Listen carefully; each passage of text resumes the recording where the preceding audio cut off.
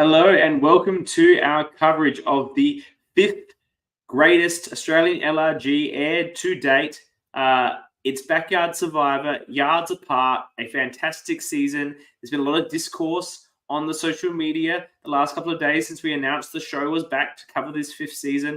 A lot of people are very disappointed that this season is so low because I think a lot of people feel that there's perhaps the strongest gameplay of all of the LRGs, and I think they're probably right. I feel like the season's been robbed, but whatever, that's why democracy doesn't work, that and Trump's going to win. I think we've learned that democracy does not work from all of these events, but regardless, it's a fun vote, and it gave us a chance to cover this season. We're getting into the top five now, so in addition to the usual programming, we're about to get into a deep dive. I'm sure it's going to go for many hours. Stay tuned.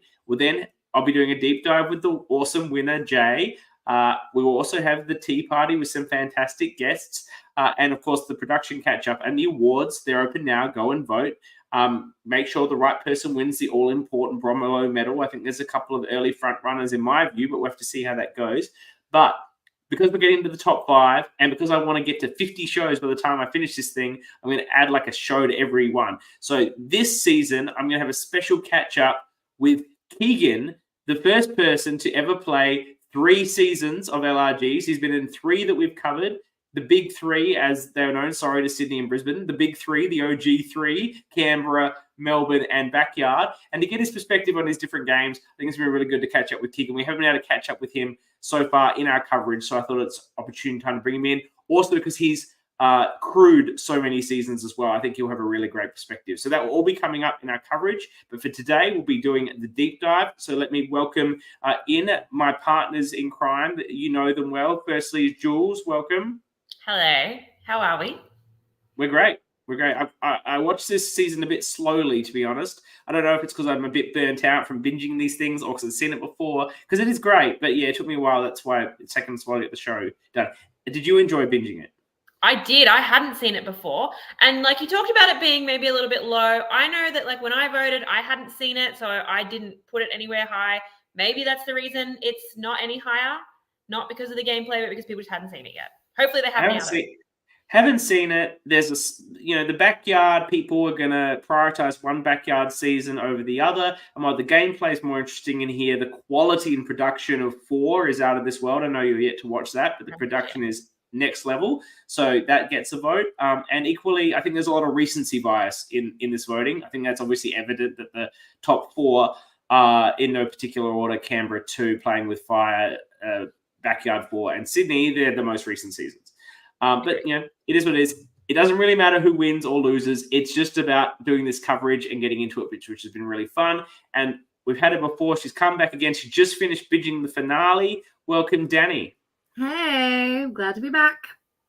We're great to have you back. So did you also enjoy watching the season for the first time? I really enjoyed it. Like I'm relatively new to the LRG space, since Sydney was my first foray, and I'd seen some of Warrandyte prior to playing. And the backyard is new to me. I loved this. I thought it was fantastic. And I agree with you. Recency bias is a real thing. Completely in the vote, which is always going to happen. But I loved this. I thought it was fabulous. Well, I hope that people that are watching now, they've probably already watched it, but some of the coverage, get out there, encourage people to go watch this season. I think if you're going to watch any LRG, maybe this was the one to watch. It's super high quality in terms of the gameplay, and the production is very good, particularly for one that was done quite early on in the piece. This was actually my first ever exposure to LRGs. I've talked about this before. I remember specifically I had been at gone away for the weekend for a board gaming weekend with mates and drinking and whatnot. I woke up one morning and they were all still asleep. I was just got out my phone and was looking at stuff on Facebook, and the Yards Apart premiere just somehow got in my feed, and I'm like, what is this? This is like a Survivor that I could do. That's not the whole 50 days. This is amazing. And I didn't watch the whole season then. I just watched a bit of it. But it was my exposure to this whole community. So it's got a very fond place in my heart for that reason. So we have this season to thank for you being here now. Hey, it is. For the ORCA pod. Look at that. We're here because I randomly came on my Facebook feed. I don't know, 7, 8 years ago. I don't know when. It would have been quite a while ago. But look, we're getting into it. We'll go through the season just as we usually do. We've got our initial thoughts. We're all fans of this season. It's got a great cast. It's got a great winner. The production's very good. The gameplay is very exciting. What stood out to you most, Jules, about this season that you enjoyed? Yeah, the gameplay was the next level. I needed inside the urn a lot of these episodes to be like, wait, what happened? Who's with who? It was so fluid. There were so many moving parts. Episode to episode, you didn't know who was going to go. I was spoiled on the winner. But other than that, I didn't know the order of things. And even then I was like, how does she do this? Because she's clearly going home here and now she's not. Now someone else is. And yeah, I think it was the best gameplay I've seen in LRG. Normally we see a lot of pagongings.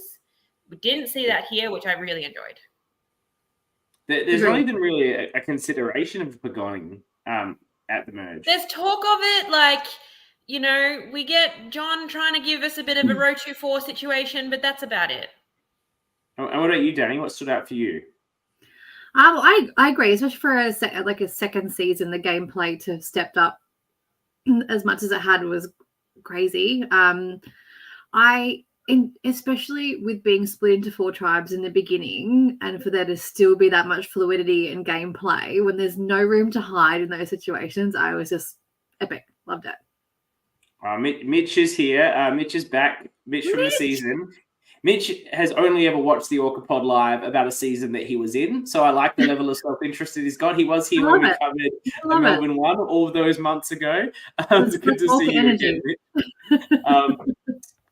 Okay, so we started off, and it's got a great start. The production's really high. They've got drones. There's a great voiceover. They're showing the river. I really like the location. I think it really stands out quite strongly. And I don't know if they actually had 4 different backyards or they just shot it that way. But this starts the backyard Survivor romance with the Survivor-based puns. And I love them. I love them so much. I love it. So good. The next season that's coming out later this year is One Well. One Well. Yeah. Can't wait to do that. And I love that they're always puns on like some of the worst seasons from the 20s. But regardless, like... Yeah. I do really enjoy a good pun. I don't know if that's the dad in me or what have you, but or the tribute band, I don't know. But either or, I love a good pun, and the boys do it really well. And they've gone to the 4 tribes of 4, which for a 16-person cast is an interesting choice. What did you think about that? It threw me. I was just like, oh, okay, like we're going 4 and 4 here. Like that's such a crazy way to start, particularly in LRG. I liked it because then we had to meet everyone really quickly, because I find that when you start in like those 2-person tribes across 8, especially in LRG, you only have so much time to meet everybody, so you kind of don't meet a lot of people to emerge. Whereas this, you're kind of like, oh no, we're like going to meet everyone really quickly and kind of have at least some semblance of idea of who they are. Like I've literally got notes about most people just from the intro, even if it's a couple of words. Like, oh, okay, have an idea of who you are just from that, which is I liked. Yeah, it sounds like a production nightmare from a filming perspective. Yeah. But I think 4 tribes is part of the reason we don't have a pagonging, because you're never going to have one OG tribe have the numbers because there's 4 of them. It's about which 2 teams are going to team up against the other ones. So I really like that. I think watching that first episode, I was taken aback as well. I'm like, this is not going to last. I figured it was probably only going to be 1 episode. It's a great way to give us a quick double elimination without being like, haha, everyone has to go to tribal. Yeah. I really like that element of it. Yeah, I think 4 tribes is great. And 4, you think, oh man, like that's a hard situation to go to tribal council with only 4 people. You're really exposed. But it does create some 2-2 situations. You know, it's not, I feel it's actually better than 5. I think 5 tends to sort of like, there's a 3-2, which becomes a 4-1. Like in the end of the day, like you're pretty much done. 4 makes it interesting, even makes it interesting. So getting into some of the cards. 4, I think if someone goes away to do a confessional, the other 3 are going to talk and say, we're targeting that person. And I feel like that might have been what happened here. It was just, this is the person that's not here. Holly's not here right now. What was that? Sorry, I need to scroll down further. Helen. That is not why Holly goes at all. No, I know that, but more for Helen, I think. Holly digs her own grave. No, but more for Helen, I think that's potentially why she goes, because she steps away, and that's, and we see a lot of the time it's the last conversation you have that is the one that matters. If she was the last person to do a confessional, that might have been what sent her out the door. Now, we don't know that. I'm creating my own fan fiction here, but that's potentially what happened there. Possibly. I think Stephen just decided what was going to happen, though, to be honest. So we'll run through some of the people that come in. Stephen was a surprise for me. I was not thinking I was going to like him. Yeah, agreed. But I enjoyed him a lot. I don't know. Stephen and Keegan duo, I loved it. Look, I don't know if you're expecting it, but obviously I love the evil Keegan with Stephen combo. I think I loved it. I love the villain. So Stephen plays this game. The way Stephen plays this game is how I wanted to playing with fire, and he does it so much better. You're just not as subtle. You're not as subtle as Stephen. Bless you. The relationship he has with Claudia is what I wanted with Chloe. Like, it's that exact same relationship. It's that mine blew up in my face, and he somehow just has Claudia under his thumb the entire game. Like, and he's so evil and so like diabolical, and then just obviously is keeping it under wraps in the actual interactions, and then giving us the evil confessional. Yeah, it's so good. And I don't know. Keegan says he came in and he was going to be a bit dirty in this one. He's grown like an evil goatee, which I think is just perfect. Evil Keegan. Here he is with an evil goatee. And, he's played before and he's always the hero. He's such a Colby archetype, particularly in this community. But it's such a great to see him play this evil run. I really, really enjoy him here. And their duo is just so solid that it enables them to make so many moves with the trust they have in one another that no one else seems to clock so easily. No, that was the other thing. No one saw it. Like, there was a lot of other duos that everyone saw a mile away. Those two, no one picked it. And I do feel Keegan and, by extension, Stephen, do have an advantage with Mitch. It's not mentioned, but, obviously Keegan knows Mitch. They knew each other. They played back at Melbourne 1 before that no one would know about. Like, I know they both come from Victoria, and they do work together quite closely until Keegan basically betrays Mitch, which I think is actually a losing move for Keegan ultimately. But, we can get to that. Look, he loses, but I think that's the only thing he probably could have done differently. But when we get to that, we'll look at it. But I really enjoy the two of them. I love the evil goatee. Then we get John. John is just sassy and fun. He's got great value in the confessionals. Great. Jules, not a John fan? Or I loved it. I was just like, I'm a famous person stuck inside an accountant's body. Like, that's the it's just like I died. I think I'm a fan of him. I'm not a fan of his gameplay, but we'll get into that. Yeah. I think he's a brilliant character. Great casting choice. Complete main character energy. He gives me Annabelle in a male body. He's John from Marquesas. That is the vibe that I get from him. Mitch wants to say that they promise not to help or hinder each other based on previous games or for any reason, and that's fine. But right. It's hard to go into these things. I mean, the bias comes into it regardless of whether you agree to or not. But it's you often go the other way around. Like, you're like, how good is this that we're here together? Let's just run rings around these people. So, like, it's going to come into the play, but to go in attempting to not. Yeah, do it one way or the other. Yeah. It was highbrow. Yeah, I think so. You're right. But equally, the unconscious bias is someone you know. And, of course. How do you not unintentionally navigate towards that person? Because it's a comfortability in a situation where you're so uncomfortable. Or even if it's just, hey, Mitch knows that Keegan is going to be really good at challenges. That's something that he can be aware of and potentially tell other people about. So maybe it didn't say, I'm going to work with you, I'm going to work against you, but it's just things that you're going to keep in the back of your mind, which no one else should be having in these games because you're not meant to know other people. Yeah. I've got Helen and Casey have some confessionals and they're a bit whatever. Tristan is a jack of all trades and I think he has cool hair. I like guys with long hair, obviously. I spent the last year growing mine. Jay wants a meat shield, and she wants to fuel their ego, and she does this little thing. It's a cool little boss move at the start. Jake's a character. He's confident. He thinks he'll do. Believe it or not, Jake's confident. He thinks he'll do well. I'm like, he has such lead singer energy. I've got written here, and like nothing makes him nervous. Nothing makes me nervous. Yeah, he was like from the first episode. I'm like, oh, here's an ORCA contender right here. Yeah, same. I was like, well, that's the first ORCA on the list. Like, here we go. Yeah, there are other contenders, but he's the first one that shines. Is this the season with the most ORCA contenders? I agree. There's some big ORCA contenders. There's a lot of ORCAs here. The problem is a lot of the ORCAs go far, and normally that's like that. Might, I don't know if you think going far means it makes you less ORCA. You know. No, ORCA. No, I think ORCA energy. You have it or you don't. Mm-hmm. Like there are different levels, but like I don't like. Yes, if you see more people, you get more exposed to them. But like based off just the initial intro, I'm like, there's a few contenders here. Yeah, there's a couple of pre-merge options, and then there are later options as well. Yeah, for sure. No one's willing to admit they're a fan of Survivor, but everyone has seen Backyard 1, and I'm very confused about that. But then that makes sense. They were told to. They were told because they have you missed this episode, Dani, I think, but they had this immunity challenge based on Backyard 1 knowledge. Right. Okay.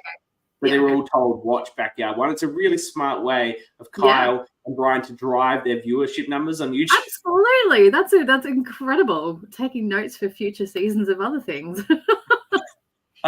That's actually a really fun moment, the quiz. I actually enjoy that quite a bit. Mitch is back. We've got him in the chat. He's back from Melbourne 1.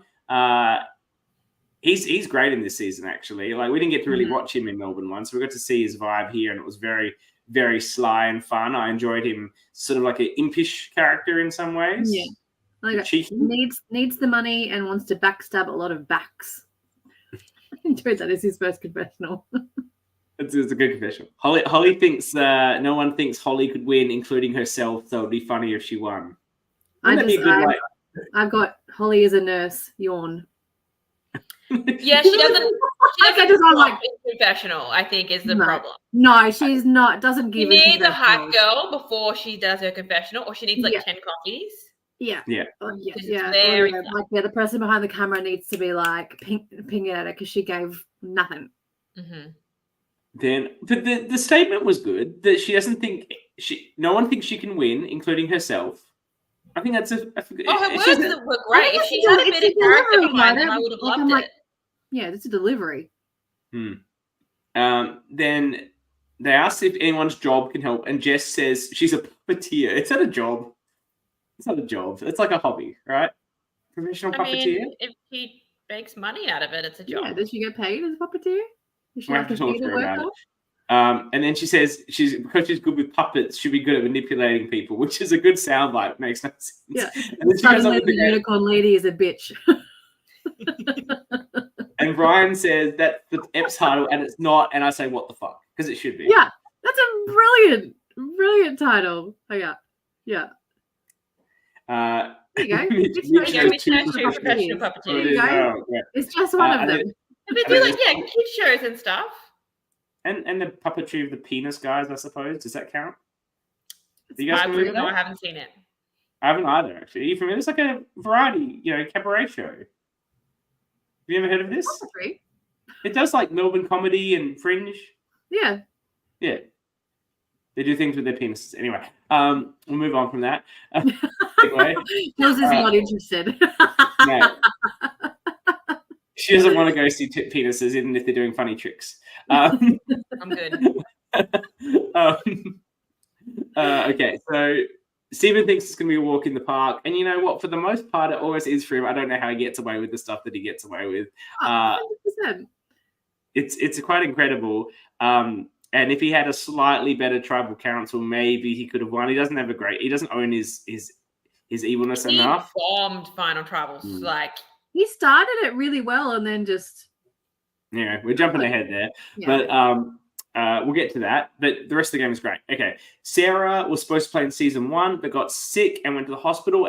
So she was probably the one that Emma had to replace. Remember poor hungover Emma, Jules? Yes. Last minute call in because she was so wasted when she got the call to like come in and she was hungover all day and made it to Final Four or whatever she did. Yeah, I think that must have been happened for a reason, and we got Emma thanks to Sarah, so it all worked out. So they need to pick a tribe leader. Mitch doesn't want it. He doesn't want to be the boss, but don't worry, Dan's there. Dan will take yep. I'll do that. That's me. I'm Dan. Nobody should ever want to be the leader. Like, that is Survivor 101. I don't know. Yeah. Like, it works out for like two of them. I mean, it's such a double-edged sword. Like, it's like I wouldn't want to nominate myself as leader, but I would also like hate to be led by someone who's not a leader. Mm-hmm. Like, I'm just like, oh, I don't want to be leader, but is anyone else here going to do as good a job as I will? Like. It's like if there's power involved, I want it so that I know what it is, but I don't want to be the one. Exactly. I don't want you to know that I have that power. Yep. Yeah. So the leaders are Stephen. He just puts his hand up. He probably is the most leaderish of of his four. On Mitch's tribe, it's Dan, who is again probably the most standout, but he's probably not actually good of a leader. Like Mitch would probably be a better leader, but like Dan just, hey, I'm the leader, put me up. Yeah. Jess, I think, does have leadership qualities, probably more than John, Tristan, and Sarah. And Jake likes to think he has leadership qualities, but I think both Keegan and Jay would stand out as a better leader. And probably Tennille would be a better leader as well. But, like, you know, but everyone's playing it down, and the guys that want to play it up, play it up. Yeah. Two of these tribe names are shit. Two of them are good. Do you guys agree with that? I don't remember what they are. I just remember Lello, and I'm like, okay. No, it's not. Well, it wasn't Lello. It was Yellow, but then they misheard it. Lello. It's Lello. Yellow, just white. And then they put an accent on Kale. Yeah. Kale. I don't hate it. And one's I liked Kale. I don't know what Maha meant. And then I think they just wanted to come up with something sounding survivory. And then Bona, like Bona, like no. Surely you don't appreciate that one, Jules. Wow. We're going to smoke all night now, aren't we? I'm just going to leave at this point. Like. Okay, so then this challenge is a reward challenge, and you get coffees and OJ and pay. I'm like, who cares? I don't care. You just started. Do you need that much food? That's my biggest criticism in the backyard. Yeah. They give them too much food. This is Survivor. Make them suffer. I know you make them suffer by, keeping them up all night. Yeah, I know that is the suffering here, but yes. True. Pink wins something at the end. I don't care. So Yellow, Claudia won't be revealing she's a super fan. I don't see the point. Every one of these things is a freaking super fan. Maybe not so much. Maybe it was less the case back then, but these days don't bother with that. And so the leaders get a choice for advantage, for idle clue basically, and a small amount of fruit or a big amount of fruit. We get Jess, who is going to play the most upstanding, honest game she possibly can, will not take. Look, I get it. She's not our. I actually do agree with her decision here, but for the rest of the game, I'm here I do. Yeah. Look, she's not our typical sort of favorite Survivor player, but as someone who comes in to play an honest game and for the most part does it, she actually provides a really interesting character. She's very entertaining without playing a devious game. Her internal conflicts with this whole thing, particularly as it gets to the point where she's not telling everyone the truth anymore, and then bitching out Mitch for lying to her when she's just voted for him. Like this dichotomy of her struggling with the honesty of it in the back half is a fantastic watch. No, I enjoy her as a character. I just don't enjoy the constant being like, I just want to be honest. I'm like, because her personality too is a very like alpha-esque. You see that in the way that she leads her tribe. She kind of tells them this is what we should be doing. You shouldn't lie. You should be honest. So it's like you said, it's a real dichotomy of like her, like the persona of her. Because like if she leans her villainous side, I think she'd be like killer. Mm-hmm. But she would just be total orca energy. But so she's a great watch. But I'm just like I can't. Real Survivor LRGs when people start talking about honesty and being faithful. It's up there with like mateship and stuff. I'm like, I'll make that face every time, whether I like them or don't. Jess is a brilliant character this Yeah, season. absolutely. Like, I love her. I just Amazing don't want to hear character. about honesty anymore. Zach from season 3 said it's his favorite character in the season, and that's justified. And it's a big Yeah, compliment. she's There's a lot great. of great, Love a her lot as a of great- player. I like really interesting watch. Loved her energy just overall, Yes. I think. So, Yeah. but we know if she says no, I don't want the. Yeah, Mitch I don't said- like her reasoning for doing it, but I think it's the right choice to pick the tribe just because you have to assume that the other 3 captains are going to have the same decision. So if I choose an idol clue, everyone is going to eventually know that that's what I've chosen. I just wanted to bring up to Mitch, who said that Jess is her orca pick. She's lovely but totally scared. She scared you. You were like her absolute. After she disposed of Dan, you were the guy she was next wanting. Mitch, you lied to me. You lied to me. You're dead to me, Mitch. You lied to me one time. How You're dare dead to you? me. And then I voted for you, but you're dead to me. Anyway, like, of course you, Mitch, you were scared At of least it. I Everyone told else you I like, voted for you. yes. Look, but she's playing an honesty game, so it makes sense for her to make the honest decision, as you say, Jules. It's going to get around what was happening. It just reinforces everything she's saying about herself. Let me see She that doesn't come need back that into play once they swap and they merge. That comes into play. She uses it against Daniel, all those sort. So it's a smart choice here. Yeah. Stephen doesn't think a second about not taking it, and we'll get into that. Jake actually says no originally, which is so strange for Jake, and then changes his mind. I'm like, are you allowed to do that? Are you locked in? I guess from a production point of view, it's like more I interesting. think they want him to take it. Yeah. And over at Pink, Dan obviously takes it without any question as well. So we get to the Maha camp. They have a hammock. I'm like, is this what they won? And then Yeah, I That wrote, was the thing at the end, yeah. and I wrote kumbaya stuff. I don't care. Yeah, I was just like, are they too nice? I'm like, Too I just nice. besides Dan. It's just like they're just nice. And I'm like, I don't like this. If I was in a tribe, I'd be like, Where's the conflict? ah. Someone go in there and just like poke it. Yeah. They do yeah, have- poke they them do up have- with a stick. Mitch says they had no shade at camp. Oh, They do have poor the baby. best. In more ways than one, you had no shade. Exactly. They have the best pre-tribal, Shame. so that's fine. It comes back around. At Boner, Tennille thinks Jake is shifty and likes Jay. And then Jay agrees that Jake is shifty, as does Keegan. Like all 3 of them are like separately, like through a community. Yeah, Jay is shifty. And then Jake's trying to find the idol. He's found some bottle in the river. He's shaking it, and Jay's looking in the confessional tent. Jay trusts Keegan. They're all apparently. looking in the confessional thing because they've just watched season 1 Yes, where where the it was. idol clue was hidden in the water bottle. So they're all like, right, it's here. Where bottle, is it? Yeah. Even though Jake has a clue that tells him where it is, but this might be in a different order of edit. But this is where I find Keegan has decided to play as evil player. He's not blue strong. It's a lie. I've got evil Gertie in full force. I love when he said, I'm blue weak or something. Yeah. I'm not blue. I'm blue weak. I was like, oh, I love it. So Jake can't find the idol. Or he said he shares the idol clue with Keegan and Tennille because he's all about the team. I'm like, sure. It's not because you couldn't find it at all. Yeah. And now Keegan is comparing himself to Russell Hands. Russell Hands. But he's found the idol Don't already. make that comparison. Come on. No, he says he knows. He doesn't compare. He says he knows it better than Russell Hands. Doesn't say I am Russell Hands or Russell Hands-esque. He says I know Survivor better than Russell Hands. I'll allow it. I think a lot of people know Survivor better than Russell Hands. I agree. Well, that's Russell why Hands he's is number good at one. finding idols and bullying people. Yeah. Doesn't win in the game though. No. He's good TV though, Russell. Like you either like him or you hate him. That's what you want from characters. He's found the idols. The idol looks great. Over here. And then it only happens. It's a real moment that really plays out for the rest of the season. Tennille sees Keegan pocket it, the idol, and tells Jay that he saw it, which really solidifies them. And now they have a plan where if they go to tribal council, they're going to blindside Keegan, who has the idol, keep Jake, which no one would think is happening. And then they're 2-1 over Jake on the next tribal council. And Jake doesn't have the idol. It's a fantastic strategy.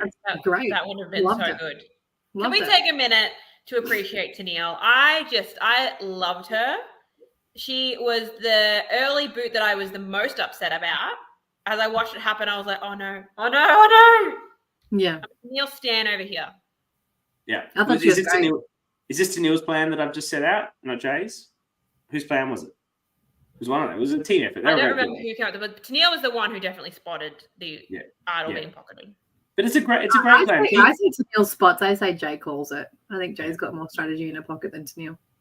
But what a great plan! Like Keegan would not think they're going to vote him out over Jake. Like exactly. No, we never expect that. But in a 2-1 situation, he knows he's probably in trouble. He's playing that idol. One of you's going home. So, like in a 4-person tribe, that has to be their move. Now, they don't go to tribal council, but that would have had to have been the move. That would have been brilliant. Yeah. Okay, we're over on Carly. John likes Jess. I'm like, these two are so obviously immediately tight and in love with each other. Right? John and Sarah are like, yeah, we're green strong. And then Jess like, yes, green strong, but it's John and Jess at the top. John and Jess. Yeah, exactly. It's like the two big, loud, bubbly personalities just like... And you guys are probably in the same boat. Jess wants to be proud of who she is at the end of the game. Boo. I mean, look, her confessional when she goes, she does say that. She was like, I'm happy with it. So. She wants a good guy to win. Boo. Play it to the end. Play it fair. End of the day is a better outcome. It's fair. Boo. Doesn't want to bitch people out of behind the back. Boo. It's a game. It's a game about lies and deceit. You can play a game where you're, you can play a heroic game that still has a bit of lying and deceit in there. That's fine if you want to do that, but don't be like, I'm never going to lie to someone. I'm always going to tell them that they're the vote. Like, no. And shit on people who do that. Like, everyone's allowed to have their own game. If I choose to lie to you, I'm doing that for my game, not yours. Fuck off. She probably just isn't a good liar. Yeah, I don't think Jess would be a great liar. No, she's too If you're a good liar, then, you can be a very good survivor player. But, we love it, no doubt. Then Tristan says we're going to say a lot of things about the honesty thing here, but we all three love you as a player. Absolutely. She's not watching live. She's in Laos or something, but she will hopefully watch the coverage. Well, enjoy Laos. Tristan, and there's a bit of, you don't sort of really identify. I've identified actually reading my notes back, which is the first time I've ever done that before these things. And Tristan has a lot of these confessionals where he reads what's happening in the game perfectly. So he's identified the John Jess pair. Yes. So his strategy then is either to go with them and boot Sarah or just tie it up. Either way, he's all good. I'm like, you're fucked in both those situations. Like, you end up on the bottom of the two. Yeah. Or you risk going to rocks. Yeah. He identifies exactly where he sits and then has a plan, and his plan is always horrible. His reaction is very good. He reads the situation so well in so many different scenarios. Yeah. Okay, we're the challenge. Look, I have to say, I hope one of you took decent notes on the challenges for the most part, because I sort of skipped over a lot of it in my. A lot of challenges. I've sort of got brief notes about what's in. They had to like get water and throw it at each other, and then fill up a thing. And I don't know, blue and green won. Dominated it. Anything with Keegan's always going to win. Like, you don't have to worry about this. This is just lock it away. Yellow and pink are going to tribal. Green was surprise win because they were struggling through that. I've got here that they were struggling really early on. So the fact that they pulled out an immunity. They struggled because when Tennille was trying to get the key out, it was like she couldn't grab it. That was blue. That was blue, yeah. I'm talking about green. Oh, green, sorry. Green struggled early on. Blue smashed it. Blue smashed it until Tennille gave up a big lead by trying to get the key out. Yeah. So blue can also kidnap someone from green. They take Tristan. What do we think of that choice? I mean, you got to pick someone. They don't know anyone on that tribe. It ended up being a defining moment for the entire season. Huge, a real defining moment. I think he had a weird hat on, and they were like, but he's also not like, they would have noticed how loud Jess and John were, and probably were like, ooh, we don't really want that energy in our camp. And just Tristan had that little point of difference from Sarah. So like, I think it's a good choice, and we see that becomes a huge key factor moving forward. And his perception is brilliant here again when he comes into the blue tribe, and he's very easily able to determine, all right, here's how this group is. Jake's on the outs, but is able to propose that, hey, we're going to need two tribes to come together. Let's have it be us, because we're already going to have the numbers with the other two tribes both going to tribal. Yeah. Mm-hmm. You're jumping ahead, but I do believe that they talked about that on the mat. as a group. I think he went in with the permission to offer the blue-green alliance. It wasn't something he sort of just came up with on his own. We should recognize, you mentioned his hat, so I should recognize that he actually changed hats. He had a different color originally and then brought out a green hat when he went to green. So they all got changed overlaid, so they must have been told to bring every color, because anytime they were on their tribe, they were all wearing that color. There was no off. Guys, I normally complain about the color changing when you swap, which I will when we get to it. But I did love Keegan at Merge wearing both his colors. I have this in my notes. Jules is going to love that Keegan's wearing both colors because it just tells her what tribes he was on. You know me well. It's actually in the notes, literally. Okay, so we're going to be looking at Helen. Let's talk about Helen and Yellow first. Yellow talked about going to Rocks. Can we just they're all just going to vote for each other randomly and then just go to Rocks? But that's what they said. Like they all want to vote individually, and then they just go to Rocks and see what the fuck happens. No one was doing that. This is what. If you are ever on a tribe and they are proposing that, you are the vote, and that's why they're telling you that's. Oh, we're going to make you fair. We'll go to Rocks. No, we're voting you, bitch. I hated everything about this. Is Helen? Do you think that Helen looked like the woman that was in Backyard 3 that worked at the Apple store with Kyle? I forgot her name. What's her name? Started with H. I don't know. She was on the tribe that lost everyone, and then she was in the minority. I thought her name was I don't know who you're talking about. I don't know if this is or not. Anyway, sorry, I shouldn't people remember names. Sorry. She's got like an your face though, like to her. Like she's, I think, someone who's told all the time, "You look like somebody I know." So Steven's worried that he's got the idol, so he's made up his own rhyme for the fake spot. So everyone will go and look. I like that. I think if you were going to take the idol or the idol clue, you needed to tell the tribe that's what you've done and be like, hey, this is going to be our tribe idol. But then giving them a fake clue so you can go and find it yourself is brilliant. And then Claudia misunderstands the actual fake one he gives there and goes straight to where it is, and now he's on shitty. So he just finds it in front of everyone, but it's a team idol, and he's worried no one's. The funniest thing about Steven in this early game is he knows that he's lying through his teeth to everyone, and I think this is the difference with, I guess, me. I'm going to compare myself to him to say I love his game and I love the way he did it, and I would have loved to have played as well as he did. I know that I'm lying to everyone, and I'm pretty sure they're all aware of it, and they are. He knows he's lying to everyone, and he thinks they're aware of it, and they are not. Whatever he's doing in the camp, they're all buying it. They're buying whatever he's selling, but he's not even sure. He's not even sure. He's like, surely they're not believing this. Like, surely, maybe I should play this idol. Like, are they all going to vote for me? The paranoia is real, and I get it. I get why he's got it.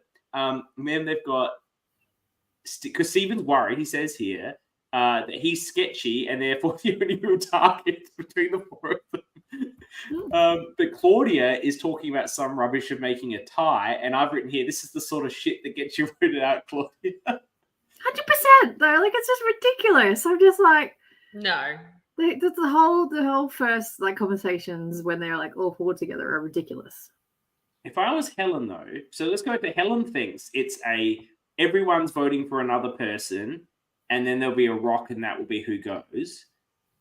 Now, Helen's obviously the only one. The two girls are voting for each other, and the two boys are voting for each other. She's obviously the only one who believes this, right? Mm-hmm. Because they all vote for her. But if this was legitimately happening, and you legitimately thought this was the plan, I would just change my vote to someone else. I would change my vote, absolutely. Absolutely. I'd be like, no. Like, the three of us are all going to vote for each other. Okay, I'm meant to vote for Dani. CK, done. Yeah, absolutely ridiculous. CK, you'd be voted out 2-1. Yeah. I mean, we know this. Mm-hmm. Yeah, you brought your bias into the game, and it's already triggered. All right, so you said you were going to play like that. You said you were going to play like Mitch and Keegan, but no. But if it was the three of us, babe, I'm sorry, you're gone. I said a lot of things. All right. We have jumped ahead to yellow because pink actually goes first, which is very important. I will be asking production how they determined who went first, because season 4, which we're going to be covering at some point in the future, is a first boot season.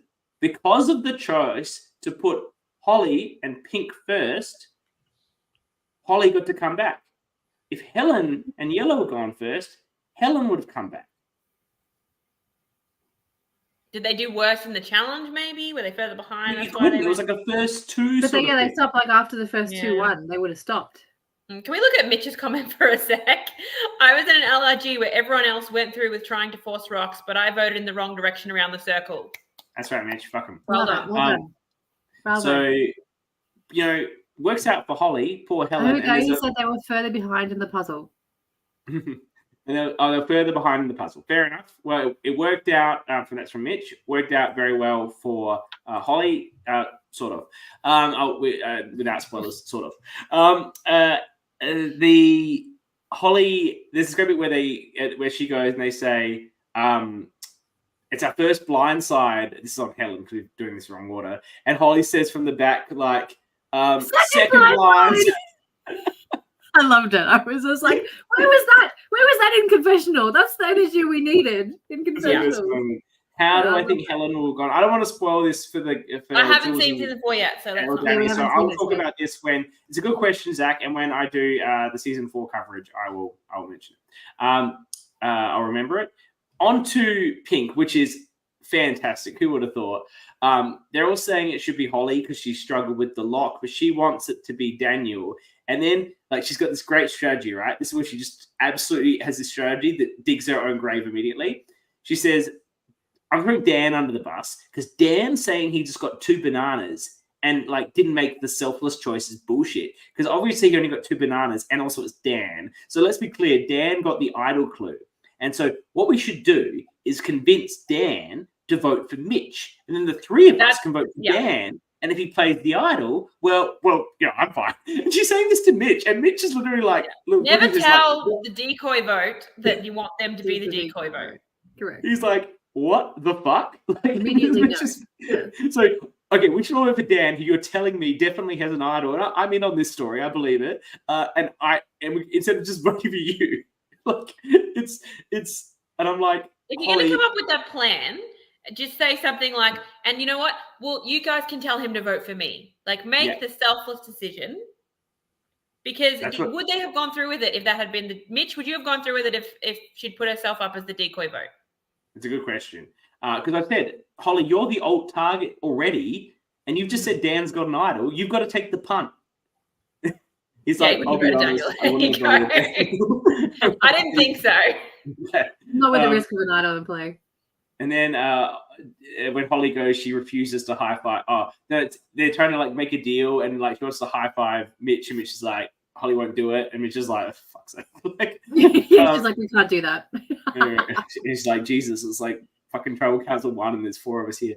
I think that's what Mitch is thinking. He's like, you're gone. I've had enough of you. See you later. All right, episode 2. I've got Lelo, AJ, and Claudia. Can we do Holly's walkout when she says, "Enjoy your bananas, Daniel"? Yeah.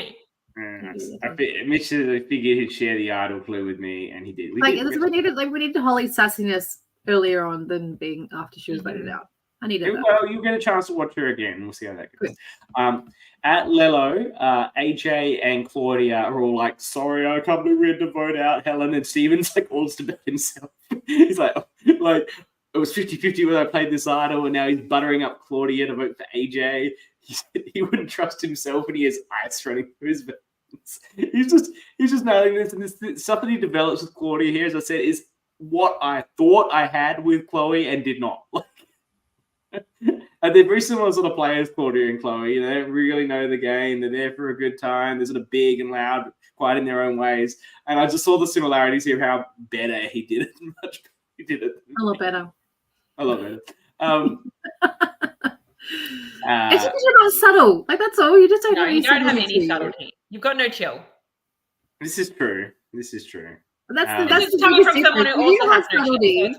You could have played that game, but there's nothing subtle about you. I mean, look at the shirt you're wearing. Wow. There's no subtlety. I like this shirt, but you're just not a subtle person.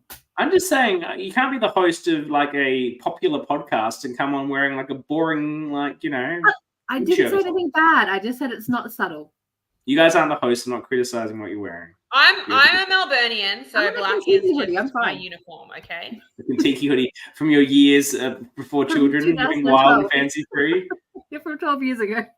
Yeah, I'm sure it would have been I'm sure you still relish in those memories, as we all do, of our I literally pre-child. got a picture of me biking adventures. through Amsterdam like 12 years ago today on my Facebook page.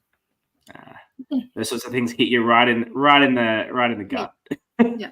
The kids are great. You know, we all love Before I kids. was married and with no kids. We all love our kids. Okay, so at Pink, Casey regrets voting for Holly a bit, but she feels good with Mitch. She has this issue later that she talks about voting over a woman. She didn't enjoy that. And Dan wants to work with Mitch over Casey. Still doesn't want to be idle. And this is where we get to the Tristan Blue-Green Alliance, which, again, you know, it could work or it could flip. He's got options. And then we get to Blue, and Tristan, this is cut really well. Tristan says, Jake's so intense, right? And it just cuts to like Jake just grilling Tristan. Yeah, the edit here is brilliant. It's just like, I'm like, finds Jake intense, which based off the edit, he definitely seems to be. Just question, what's she like? What's going on there? Who are you with? Who are you aligned with? You know, who's your number one? Exactly. And then he's just like, well, and then he tells him he doesn't trust him. He's like, well, like I liked you, and now I'm not sure about you. It's just like, how does Tristan win in this scenario? And then Jake's like, I thought Tristan would be easy to manipulate. Yes. He thought it'd be more manageable. And then Tristan's like, then obviously Jake's gone to confessional, and Tristan's down knocking Jake to the other Blues.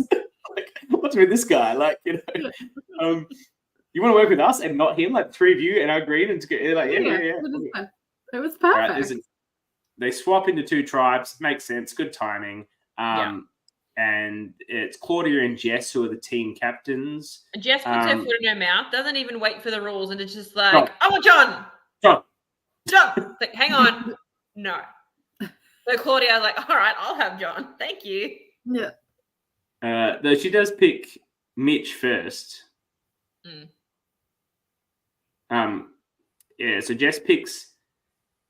Jess doesn't pick very well if you're trying to set up a structure that would win challenges.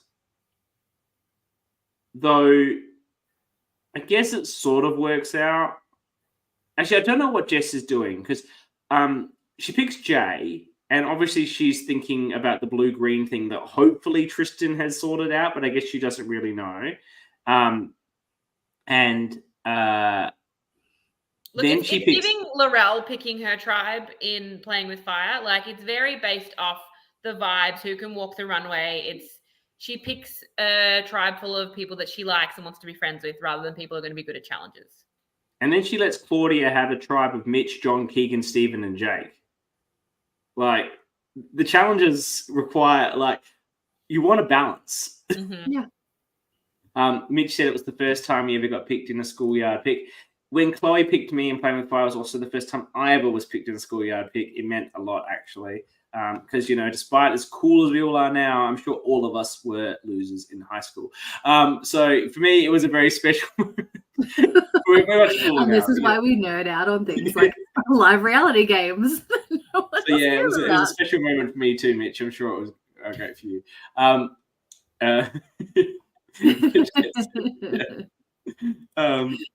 All right, so Yellow wins. They do the bag challenge. It's got a name. What's it saying? Jules will know. You know, like. So I don't know challenge names, but I do love this challenge. I love it. I read my classic Survivor challenge, and that's something that I've liked about Backyard in general. All the seasons we've watched, they like to do a lot of challenges that we see on the show, and they do it really well considering what kind of budget they must have. Mm. And then, I love that about this. And then I don't love challenges, but I love how early Jake taps out, like just so fucking early. I mean, to be fair, there's nothing of him. Yeah, but he taps out before all the women who are smaller than him. Okay. Like, you know, he's actually quite fit guy with some reasonable amount of muscle. He tips out before any of the women. He taps out first, and when Yellow win, it cuts to him, and he's like, Hang on, where is it? I've got the quote. What did he say? It was like, yeah, I knew it. He said, Damn damn straight. straight. Damn straight. He contributed nothing. Like it's just like it's so like he's contributed like this damn Yeah, straight. like he did right. it. Yeah, for sure. Dan also taps next. So the men go out early. So as I say, the women are quite strong here. But really, when it gets to a final four with Yellow having John, Keegan, Mitch, and Steven, like they did manage their dropouts better. But when you've got more guys, particularly guys like Keegan and John, who are, and like Keegan's obviously just a beast. Steven and John are pretty big themselves. And obviously Mitch had a level of fitness there to stay with the rest of them. Like they were never going to win that. That was just a done. But the problem with the green is when they dropped out, they were fully like stopping. They were completely they were giving stopped. up. Like, whereas Yellow, if someone dropped, they kept moving and sort of dropped out as they were going, which is what you need to do. I don't think you can underestimate the value of Keegan probably like leading them on. Oh, completely. Mitch carried two for a while. Well done. Go, Mitch. That's why you're number one pick. Muscle man. Well done. This is your absolute like just high school redemption. I know the same. It's when I led my team to destroy the other one in tug of war too. Felt very strong. They edited here well because I thought Daniel didn't have the idol. Was everyone else thinking that? Yeah, I didn't know he had it. Yeah, okay. I really like flashback. I was like, oh, I didn't realize. I love when there's a flashback. Same. I thought it was great. I thought it was a great editing choice. I think because if we'd gone into that swap knowing he had the idol, it'd be a bit more boring. But the fact that we don't find out till later, it's like, okay, well, what's going to happen now? I loved it as a choice. Yeah. Mitch doesn't want to give Keegan the credit. Fair enough. He was just trying to be evil. Keegan wasn't being the leader that he likes to be. So we've got a situation here where there's 2-2 blue-green that comes together. It's Tristan, it's Jess, it's Neil, Jay. That's a locked-in 4. It's worked out really well for them. So they're now choosing between Dan, Casey, and AJ. Casey is trying to Jay. It was really hard when we voted out a woman. I didn't feel good. And Jay's like, I'm not about that. I really like that way of going about it too. It didn't work out though. It did. I know because Dan plays the idol. Sorry. Well, it almost did. It would have done. Oh, that's right. Oh man, Dan, I've got some comments for you coming up. Now remembering what happened. Dan plays his idol for himself, and he votes for Jess. And there's one vote on Casey from to save Jess, because otherwise Jess is gone. And then when Dan votes, he does his vote. He's like, "There's just one little thing left to seal the deal." I'm like, "There's 2 things, Dan. You haven't brought Casey into your fucking plan, and the numbers you are not prepared for a single vote situation. They are gonna they don't actually mean to split the votes, which is just another ludicrous series of events. But it makes sense for them to split the vote in case of Dan's idol. They know he was the leader. They know he's got the clue, right? So he's probably got the idol split on Dan and whoever, Casey, I suppose. But they bring Casey in. She gets in on the plan to deal votes for the wrong person by mistake, and it all works out for Jess. But if Dan had just brought Casey in and said, okay, I've got the idol. They're all going to vote for me, the 2 of us. We can vote for Jess. And if she says, I don't want to vote a girl, be like, fine, we'll vote for Tristan, or doesn't matter. We'll have some, whatever you want to do, Casey. And they could have locked it in. Mitchell was equally confused. He was confused on the day. Yeah, or AJ at that point, because AJ's on his own. He's the only yellow in that tribe. That's or he could have brought Casey or AJ in, either of them. Casey, even because they came with her from the same tribe. But just potentially both. Really, as a minority, you would assume that one of them has an idol, which they don't at this point. But you would assume that, or you would think there's a possibility if they had the 3 of them working together, they could have done a 2-1. Done the whole minority vote split to make sure that their target hits. Yeah, and yes, I don't know. I think AJ was giving off the vibe that he's just going to go with that. But was he high? Because I felt like in confession he looked high. Okay, I didn't pick that up. Why do you say he was high? He was just glassy and Okay. And then we get to Some the next people episode. just have a look about them that makes people think they're high. He's a My chilled out- eyes do that. A lot of That's what times he's like. people meet me for the first time and think I'm high. He's a chilled out fisherman. That's his vibe, right? Bless him. It's just relaxed. Dan. So then we get to the Ep 3, and Dan's like, "Oh, I've read Can we it go like back to just Inside the Urn for a second? I don't watch Thank Inside God the Urn. for that. You know, I don't watch Inside the Urn. I don't watch it. Well, I needed it because I assumed that the one vote on Casey was planned. That was, yep, we're going to do the smart thing. No, it was just that no one had told Tennille what the vote was. And Inside the Urn, they were just like, no, that wasn't them being smart. That was actually just not getting the plan across. But lucky they did it. They do. See, I learned this from Tennille in the next episode. I didn't need Carl and Brian to tell me. Well, I hadn't watched the next episode yet, had I? Yeah. I knew about it before it. I think it personally, look, you can watch Inside the Urn, that's fine. Personally, I like to make up my own theories about what happened. Because I just preferred my ideas. I like it, okay? Especially like the merge vote in particular and the double tribal. I was like, I'm sorry, I need Kyle and Brian with their graphics and because they put like the people up here and then this person votes over here and it's very clear. You can see exactly what happened. They do a great job. I'm not denying. I'm just saying I like to speculate wildly. Mm. It's more fun. Okay, so Dan thinks he's read it like a book. He's super smart. He's outplayed. Why are you saying this shit? You're dead, mate. You're dead in the water. You could have done it. You could have brought in Casey, and if you could have convinced her to take out Jess, it would have. This whole tribe would fall apart. There'd be so many opportunities to how the numbers and how. And he could have just picked and chose I think because he doesn't seem to have the withdrawal or the social capabilities to be able to like pull others to like form a group plan. It's kind of like it would feel like it would be wanted the moment way or the highway. It has to be what he wants. He wanted his moment of I'm going to play the idol and get someone out with one vote. Correct. Exactly. But why would they not split? Like, I know he doesn't know about the green-blue thing, but like, what does he think is actually? I've got that here. I was like, it's crazy that they were all convinced that he had the idol, right? They were all like, he definitely has the idol. And then they're like, oh, let's all lump on him. I was like, what? Yeah. I was just like, what? 10 minutes ago, no one was voting for him because he has an idol. And now we're all voting for him, even though we know he has an idol. I was very confused. Love at the start of this podcast, we talked about how some of the best gameplay we've seen in LRG, and then that's what we're talking about. Look, no one cares about the pre-merge, and no one cares about the pre-merge. And Dan and Jake are providing some good value. Like, let's get real, they're providing good value. They make these first couple of eps interesting.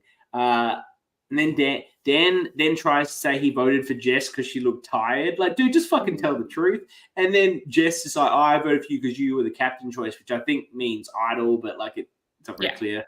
And then Dan thinks now that Jess not being voted out is a good thing. Like, what the fuck? Big brain. No. At Lello, Mitch feels good about Keegan, because they know each other, but apparently no pre-game. And Keegan wants to build a bond with Steven, and they have a budding bromance. Steven likes Keegan, and then Steven shares his idol with Keegan, but Keegan does not reciprocate. He never does. But I still love they just come together. So I feel like I don't know if Keegan would always work with someone like Steven, but because Keegan deliberately came into this game wanting to play a bit more evil, I think he just obviously saw what Stephen was about and was like, yes, we can just partner up and just run this thing. And I've got this guy, Mitch, who I know. Let's bring him in. And it's like one from each of the colors. Like, this is just wonderful. Yeah, it's very nice. And Claudia says, and Stephen's still got Claudia locked in, and they've got Jake as an easy vote. And yes, they absolutely do. But it's going to be a double tribal with one person on each tribe immune, which I think is a good play to keep moving it through. Hold a ball. John by the end of episode 3, we have 5 people gone, and I love it because who cares about the pre-merge? It's like yada yada it. Yeah, let's get in. Yeah. And then Jess and Daniel, and then we get 2 of the most inexplicably absurd decisions at this tribal council that is so baffling. We'll just start it off. Jess and Daniel are going at each other. Daniel thinks, he's on his last legs. He thinks it's him or AJ. He thinks it's the girls plus Tristan. He doesn't see the green-blue combo, even though he just said it was the girls plus Tristan. And then Jess is paranoid and worried Daniel didn't try hard enough in the challenge, so might have another He must idol. have an idol. Look, that's too much paranoia, right? Even if he had another She's idol, got he's still blinders going on. to go. That's all. She's just blinders. Yeah. Meanwhile, at Lello, Jake is worried. I'm like, he should be. Everyone thinks I'm a threat. I'm like, I love this guy's cockiness. No one thinks he's a threat. He's just annoying everyone. He's just shady. Yeah, just play card. I'm like, sometimes early boots need to do that. They need to convince themselves that they are a threat, and that's why they're targeted early. And if that helps them feel a bit better about being an early boot, then good for them. And then I've written, Jake is all over the place. He's throwing out names and plans to anyone. He thinks he's bringing numbers. He thinks Claudia is the biggest threat. And then he's referring to Keegan as Dude Bro and Stephen as Horse Guy. I was like, it took me, I was like, wait, why is he Horse Guy? Did I miss something? Yeah, I was He's like, got the hat with the horse on it. Oh, I didn't. It's like a cat with like a horse on on his it. hat. Yeah. Only hat I noticed was Tristan's hat. It was like a cat with like a yellow horse. It's like not obviously a horse. It's like, interpretation, but it's the horse. Anyway, he's so shifty. This may be the easiest vote I've ever seen in an LRG. Apparently Stephen cares for horses in his job. Interesting. Maybe that's why he was Horse Guy. Okay, so we come in and they pack in everybody. Everyone's packed in. They are so squished here. Mm-hmm. Can we just go back about the Horse Guy thing? Look, I think I'm going to have to fact check this with Stephen because I feel like this is something Stephen told you on the day, Mitch, that you still believe and you've never got a chance to actually check. Because I don't think he doesn't give me the vibe of someone who looks after horses. Like, we'll check. Stephen gives me strong accountant vibes. We'll come back to Stephen when we talk to him, but it'll be interesting if this is true or not. They're all packed in, and it's a mutiny. Oh, my God. What a saving situation for... And only one person, too. We're not going to have a Cook Island situation. It's just, bam, first one, you get it. Jake knows I'm in serious trouble here. Does he raise his hand? First thing, who's getting votes? Jake puts his hand up. But he's not long for this world, but he's not nervous. He's not going home. Look, I get he's trying to spin that he's got the idol, right? And people do think he might have the idol. But he doesn't have the idol. So as soon as and I get that play about, until that's all he can do until he knows about the mutiny to try and pretend he's got an idol. And he's doing it well enough that it obviously doesn't convince anyone. And then it's a mutiny. I'm like, why does Jake not stand up instantly and go to the other tribe? Yeah. Well, apparently he thinks, again, this is something we talked about inside the end, if you'd watched it, he thought that he had he thought that he'd convinced enough people that he had Dude Bro, he had Horse Guy. Yeah. He thought he had 4 people voting for Claudia. Because Claudia was such a huge threat. Because she picked the tribes and... that makes you such a threat. What? Yeah. Ridiculous. You see, Chloe picked the tribes. Claudia picked the tribes. All right. Right. I need to tell Chloe she needs to be watching this podcast. She's getting so many shout-outs. I imagine she is lying on her side with a pillow under her tummy trying to get to sleep. Absolutely. She looks quite big. I think the baby must be coming very soon. I don't know Very if uncomfortable at this point. pictures. Yeah. Not fun. But she looks great. I hope the baby comes soon and is very healthy. Okay, Jake thinks that. And look, it probably wouldn't have made a difference, right? Well, I guess because this is hard to work out because Dan, okay, he didn't switch. Dan surely got a switch though, right? Like Dan, if Dan knows he's got nothing, like he's literally got nothing. Like Jake at least thinks he's cooked something up, but like, yeah, Dan is the one I don't understand. And hang on, Dan's not even putting himself. Hang on, I'm trying to think. Do they do this and then both vote? They do, don't they? So they offer the mutiny to yellow first. No one takes it. Then they turn and offer it. They say, "All right, green." Then yellow to vote. I guess from Dan's perspective, the risk is that they just vote for him. He could get voted out. Yeah, but you're getting voted out anyway. Like, and to be And the honest, thing is, I don't know that would happen because people would need to communicate with each other that that's what they're doing. If that was me and someone quickly mutinied in and we have to vote, I'm sticking with the original plan. I'm not switching unless there's some active whispering going on.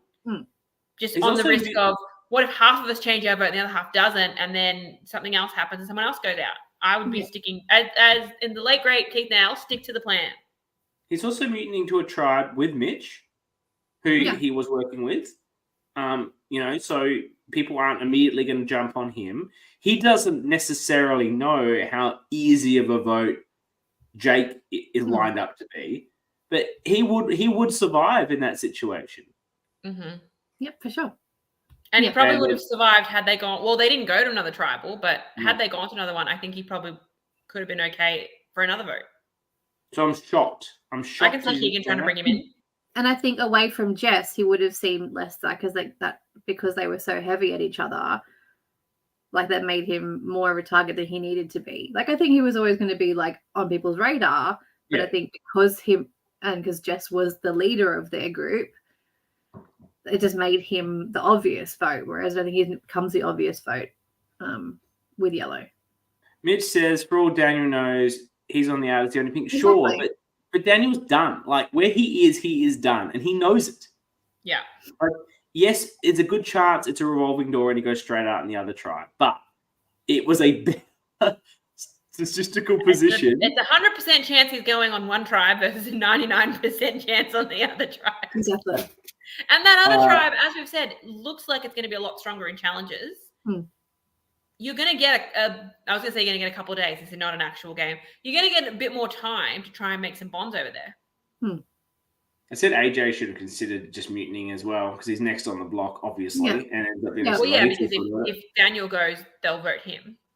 Yes, that's right. And he's next anyway, and he does go next. So AJ should have thought about it as well, going back to his yellows. Like, he would have gone back to Stephen and Claudia.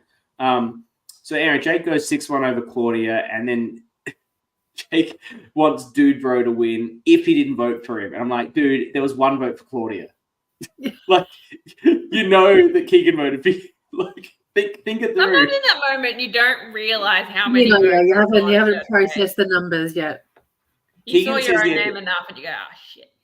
Keegan says here the blind side Jake to keep his idol safe, which I didn't quite understand at the time, but it does play out later that he swings this pretty strong narrative that it was Jake that had the idol. Of course, it never really works because Neil saw him get the idol, but he doesn't know that. And there does end up being a bit of confusion, I think only for the fact that Keegan doesn't play it, and a number of those quite risky tribal councils are people like, well, he probably doesn't have it actually. But his always plan was to say, Jake had it and we got rid of him. Jake, because it made sense. Jake had the clue, right?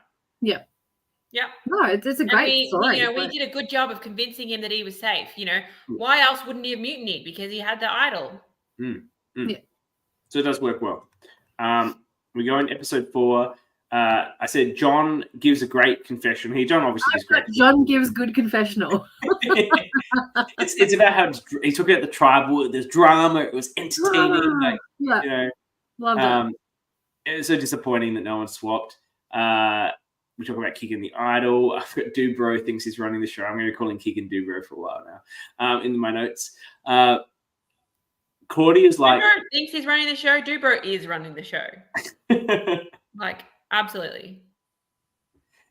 Mitch loves to say that he did not completely buy that Jake had the idol, but Keegan did play it well. Yeah, well, someone saw him. There's always the story that it was seen. Claudia's like, I don't think we planned in case of an idol because I got votes. I'm like, they planned.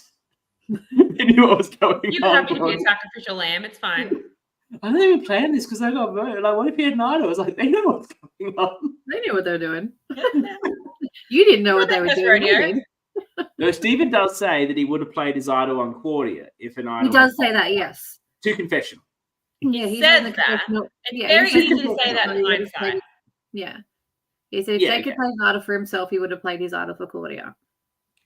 Look, Stephen has you say you don't believe him, but he next says he has a core 4, but the only one he can actually remember or get the name right of is Claudia. He gets both Keegan and... He says, like, for a long way that Claudia's his one. Yeah. And I think he called Keegan, Kevin, and he can't remember Mitch's name. But there is core 4. There's core 4. They are actually, but at the time he's struggling with the name. It's all happening so quickly at this point. It's literally, he calls him like Kevin, or I don't know what he calls him. Like, and it's Kevin and the other guy. I can't remember his name. So then at Carly, they're all shocked Dan didn't mutiny. Jay said that she would have stood up if she saw Dan like move an inch. Like try to beat him to it. Yeah. Video replay. I've got here, going back to talking about Jess, I've literally got here, I wish Jess would embrace her villainous side. Like talking about like how I said earlier, and I've got here, I wish Jess would embrace her villainous side. There's obviously some confessional she gives here, because at the very same point in my notes, I say Jess is such a genuine, honest player. It's not my Survivor vibe, but she's got such a great story. She's so captivating. There's obviously some confessional here that we both reacted to. Yeah. I think she's someone that if we were out there, all 3 of us would want to work with her. And I know I would want to be friends with her. Yeah. She's just this bubbly personality that I would just be drawn to. Yeah, for sure. The person who doesn't want like her is Tristan. He prefers Jay because Jess keeps having a crisis of conscience and spills the beans and plans to everybody. I love that. I was like, oh. Also, she has John, and her and John are clearly going to link back up, which actually doesn't actually happen, but that's what he thinks is going to happen. And it's a fair read for Tristan that he's number 3 on that. Once, So Tristan's smart in that he wants to work with Jay. What I don't think he ever really does is properly convey it to Jay that's where he's looking. I don't think if he does, we don't see it. Yeah, I think that happens a lot. People make assumptions about this is how I'm feeling.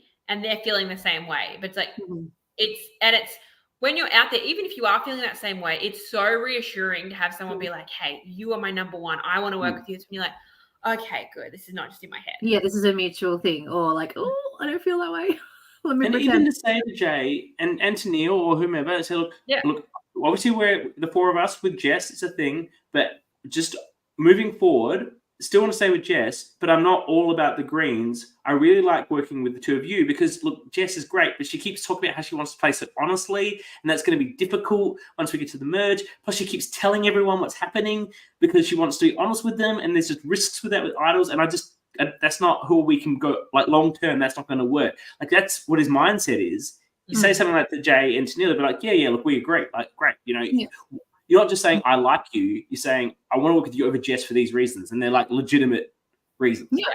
Yeah. And then you also like, throw like, because she'll go back with John. Like they're such a pairing. Like we need to be prepared for that come merge. Yeah. All that sort of stuff.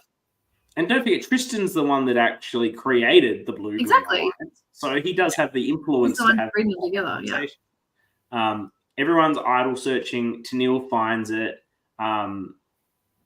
It looks like Tristan and Jess see it, like just on the camera, the video, but they don't. Like there's no anything. But of course, she tells her bestie Jay. They're a great little pair as well. Yeah, I love those 2. Yeah, that's a really good duo. The challenge, it's that memory thing where you got to find the things and line them up. I love that I don't have the ingredients. Is that from Jess? Or who's that? I think it was John. John, I don't think. Did he have the ingredients, or was it? They'd stuffed up. They hadn't. I think he needed 2 balls, and he only had 1. He's like, I don't have. And someone was like, no, you do. He's like, no, seriously, I don't. And then to stop the challenge and reset. I like that they kept that in. Most people would edit that out, and they were like, nah, we'll keep it in. Carl and Brian do such a good job. They can have a little foible. I love that they laugh at themselves. They don't take anything too seriously. Like it's just, I really enjoy them as hosts. Like I haven't seen a lot of Backyard, but like I enjoy their dynamic. Like they're really great hosts. Is this the first Backyard season you've watched, Dani? Have you seen one all the way through? Yeah, this is one I've seen like the majority of. Go back and watch season 1. I enjoyed it. I started it, but I just didn't finish it. I'm going to yada this a bit because, AJ's done. Well, no, I want to talk about them openly telling AJ, oh, yeah, we've got a green-blue alliance. Like, I'm all for being like, look, we really want to stick with you, but we're voting you out. But don't say, at Tribal as well, green-blue are going to have this alliance. We're going to stick together. They say at Tribal, in front of everyone who's going to be potentially coming back in, whoever comes back in is going to know about it and is going to tell everyone. You keep saying they say. Jess says. Jess spills the beans once again as she sends AJ out the door, as you say, in front of the jury who are the potential returners. And I'm all for the whole, we think you've got the best chance of coming back in. We want you to come back in. We're going to send you hoping that you come back in and work with us. But yeah, don't go into detail about the green-blue thing. Like, just... Would anyone in this current virtual room be happy with being told you've got the best chance of winning the challenge, so that's why we're sending... No, fuck off. Absolutely fucking not. Absolutely not. No. Yeah. I'd be like, well, let me fucking idle hunt, and I'm going to pick one of you that goes, just say... Whatever their reasoning is, if I get voted out and I get to come back in, I'm not working with the people that just voted me out. The best thing they can say is they shouldn't mention the blue-green thing, because that's bringing in Sarah and John and potentially Keegan. You don't want to be mentioning that, but you want to be saying, look, obviously the four of us have hooked up. We're tight. That we've been voting together. You're gone. Look, it's not personal. We hope you get back in. If you come back in and you want to work with us, great. Like, it's your call. But like, there's no point saying, you go win that challenge and come right back to us and having the big group hug. It just feels really disingenuous. I hate it. And because like it's bare, if it wasn't already clear, he's number 5. Like they're basically like writing that down for him. Hey, just so you know, come back with us and you can get 5th place if you want. You're already How with good does that sound? You can be 5th. Yeah. You're already with it. And then I'm like, is anyone buying this shit? And they're all nice in the voting booth. I mean, there is somber music coming into Tribal. Yeah, they keep calling it the merger. They keep calling the merger, and it makes me cranky. That's merge. That's the sort of word that Nick would break out. Nick from Brisbane Survivor. Yes. The nerds on the council, or whatever it's called. Yeah. They kept calling it the merger. I was like, it's not a merger. This is the exact sort of reason why I've come around to the shot in the dark for Real Survivor. I don't think I really loved it to begin with, but I think it's better to have it than not. I think LRGs should think about it. I do think that this blind sides. Yeah, it encourages the blind sides. You don't have this shit with the shot in the dark. I will say, again, this is a very specific situation, but there are times where you maybe want to try and work with the person on the bottom, and you can't if they're going to use it and sacrifice their vote. So that side of it can be difficult. Like I had it in an org where I was going to try and pick up the person on the bottom of a 4-person tribe, and they were like, no, because I don't believe you. You're going to vote me out. I'm using it. And I was going to use their vote to force a 2-2. And I get it. And that's a 4-person's situation. That's quite circumstantial. I do feel that. But I'm just saying, like, I don't like that you have to sacrifice your vote. Yeah. Well, I get it. But people do. Anyway, I'm for it. I'm actually for the shot in the dark these days. People do I've come around on it. I've come around on it for sure. It doesn't. There's so much discussion about how it needs to hit more, and that was a lot of it. I don't think it needs to do that either. Like, I don't think you actually want it. It's called a shot in the dark. It's meant to be like it's your last chance. You're throwing everything at the wall. 1 in 6 is good. It just encourages a level of deception that you want to see and makes the show a bit more interesting. Yeah, and it makes you have to think more on a higher level. Like, you've got to account for so many more things at that point. Because especially, it's just one more thing that you've got to take into account. And I think it makes strategy a lot more fun. All right. So buckle up. We're into the merge episode. Oh, how good was this episode? Without question, the best merge probably of any LRG. The way this started.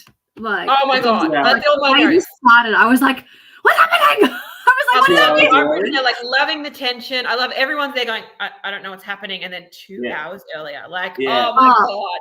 I loved it. I thought, it was the best. I was like, I was just captivated. I was like, oh my God, what's happening? Yeah. So we get the battle. We get the battle back, and my comment says, "This is going on a while. Did they play test this on Kyle again?" I don't know if you're across this, Dani, but Kyle is like a master of these challenges, and often they make the mistake of play testing them on Kyle, and it's easy, anyone could do it, and then like it takes everyone like half an hour longer than it took Kyle to do. Just to be clear, in Drunk Viber, where Kyle was playing properly and drinking, the battle back challenge was stupidly a thing where you had to roll a ball down a chute and land it on like a small like groove. I would have sucked at it sober, and I think I was the drunkest one there. Kyle annihilated it. Like, this is how good he is at this sort of stuff. So they play testings on Kyle sometimes. I don't think they do it. I think they actually said they stopped doing it in season 3, where he also did the battle back much quicker, which was that really hard stacking with the feet. Kyle and Brian told me after that they stopped doing it, but I reckon they were still playtesting shit on Kyle at this point. And you know what almost happens here? Almost the worst possible thing almost happens at this battle back. Jake comes this close to getting back in. Oh, that would have been amazing. No, it wouldn't. Jake would have gone immediately, and this tribal council would not be what it is. Everyone's voting Jake out. It's a grand, but I'm here for it's a revolving door. Yeah, no, that's true. Having a safe option come back in, he's not really threatening to anybody, makes it what it is for sure. AJ is like, oh well, I'm gonna vote him out. Whatever. Like, yeah. So we'll get him eventually, but he's not a merge boot. Jake, I think Jake is would be a really easy boot for everybody. Yeah, 100%, absolutely, agreed. Yeah, they don't even give the battleback person like an idol or anything. No, like he's like on the chopping block. Like, because normally battleback you're immune for that vote. Like, you know, like we'll let you sit safely. Well, they gave Kath a very obvious idol clue. Yeah, they gave us the clue to tell her to buy the rice in the auction, which then basically had the idol in it.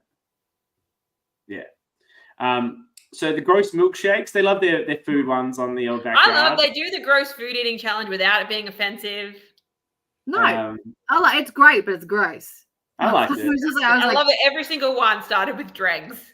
Yeah, I like it. Yeah, like Brian's always like leaving a bit of the dregs. That's fun. Yeah. And Brian's just like, more milk, okay, every time. Oh, he went rogue. He just started adding whatever he wanted at that point. And he stopped. I love the spinning wheel, but after a while, he's like, nah, fuck it, let's put this in. Yeah, I'm gonna put whatever I want in.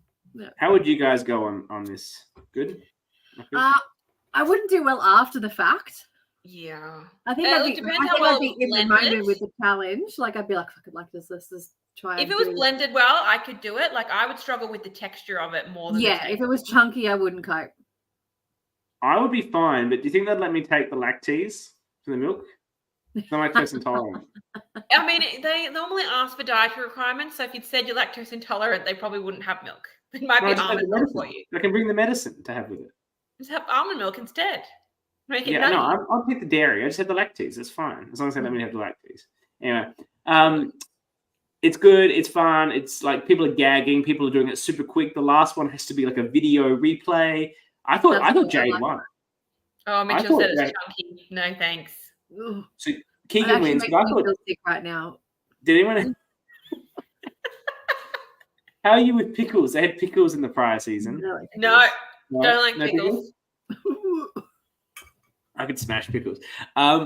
Did you guys think that Jay had won? I thought she won.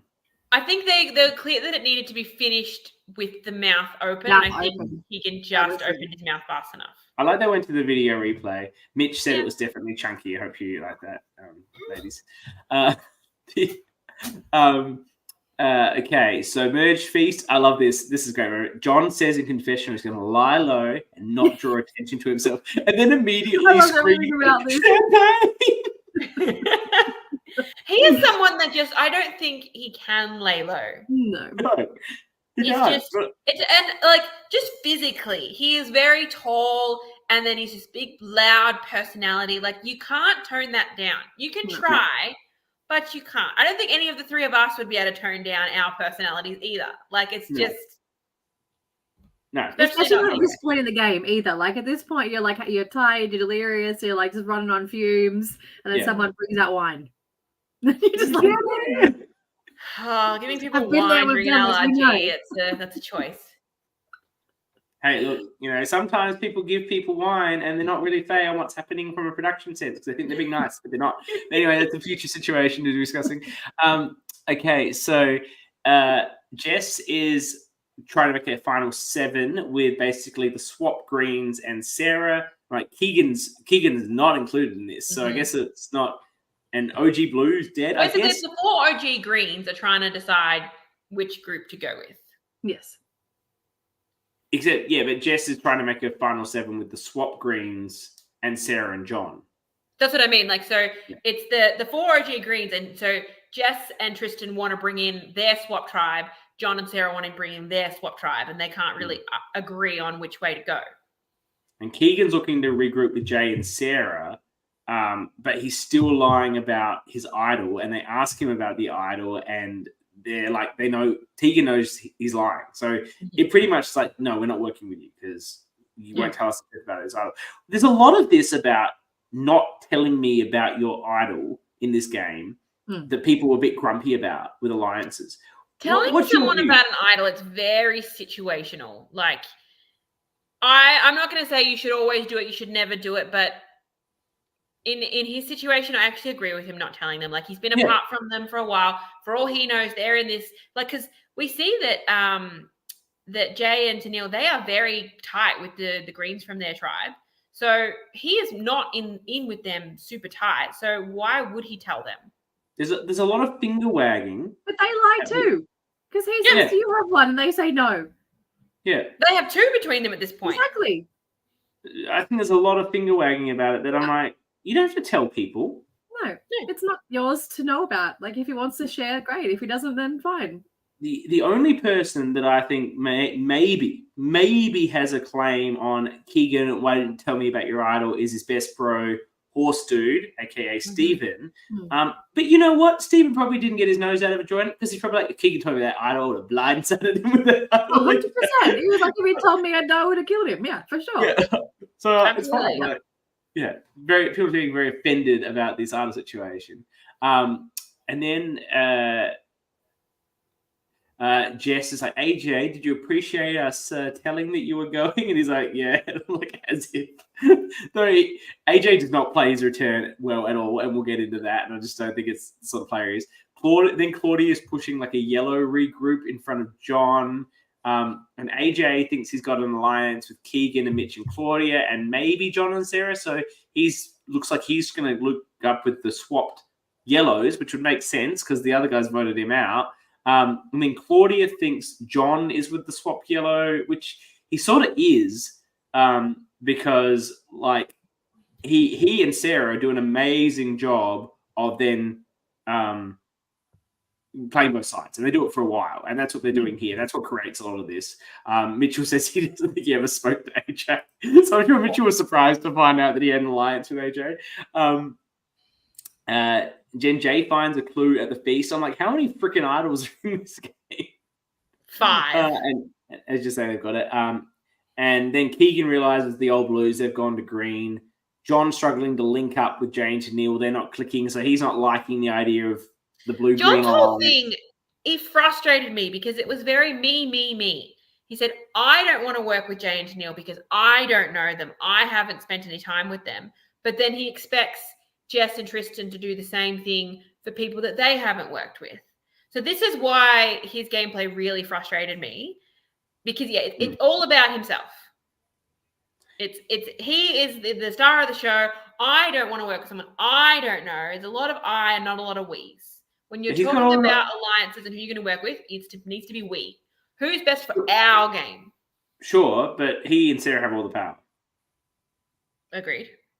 So what he wants, he can have. Generally, it doesn't really work out. But that said, I said that no one is giving at this point. Like Jess and John heads about. They both wanted to lead here. Mm-hmm. Yeah, Stephen's the only one who realizes his numbers are sort of fucked, and he thinks he's only got 4, maybe 5, because he's worried about the John Sarah situation. He's the only one who's really clocking it. John says green to the end in front of the Blues and AJ. Like, I'm like, dude, what are you doing? Not a lot of tact. Claudia's like, why is it me? Why is my name out there? Like, you're big and bold, Claudia. Everyone's seeing you. Jess's crew wants Mitch. And I said, that actually makes a lot of sense from a target point of view for her crew. Mitch. Yeah. Because he's the last pink. They don't have anything with him. It sort of seems like an easy move. So we get to the tribal, and my first comment is Stephen blows his idol on Mitch. Is this a good read of the room? Where did this come from? Now, we will learn later that it was an informed idol play. You know where else we learned it? From Keegan. From inside the urn. Yes. When I watched Inside the Urn, I learned it from him. Keegan got the blues and greens onto Mitch as their voting choice, and then told Stephen, so Stephen could play his idol on Mitch. Really, and Mitch says he was really worried, really felt he was getting the votes, so he agreed Stephen should play his idol on him. I don't know if others found it from Keegan, though. From in the urn, and the thing is, Keegan basically said that he put them on to voting for Mitch.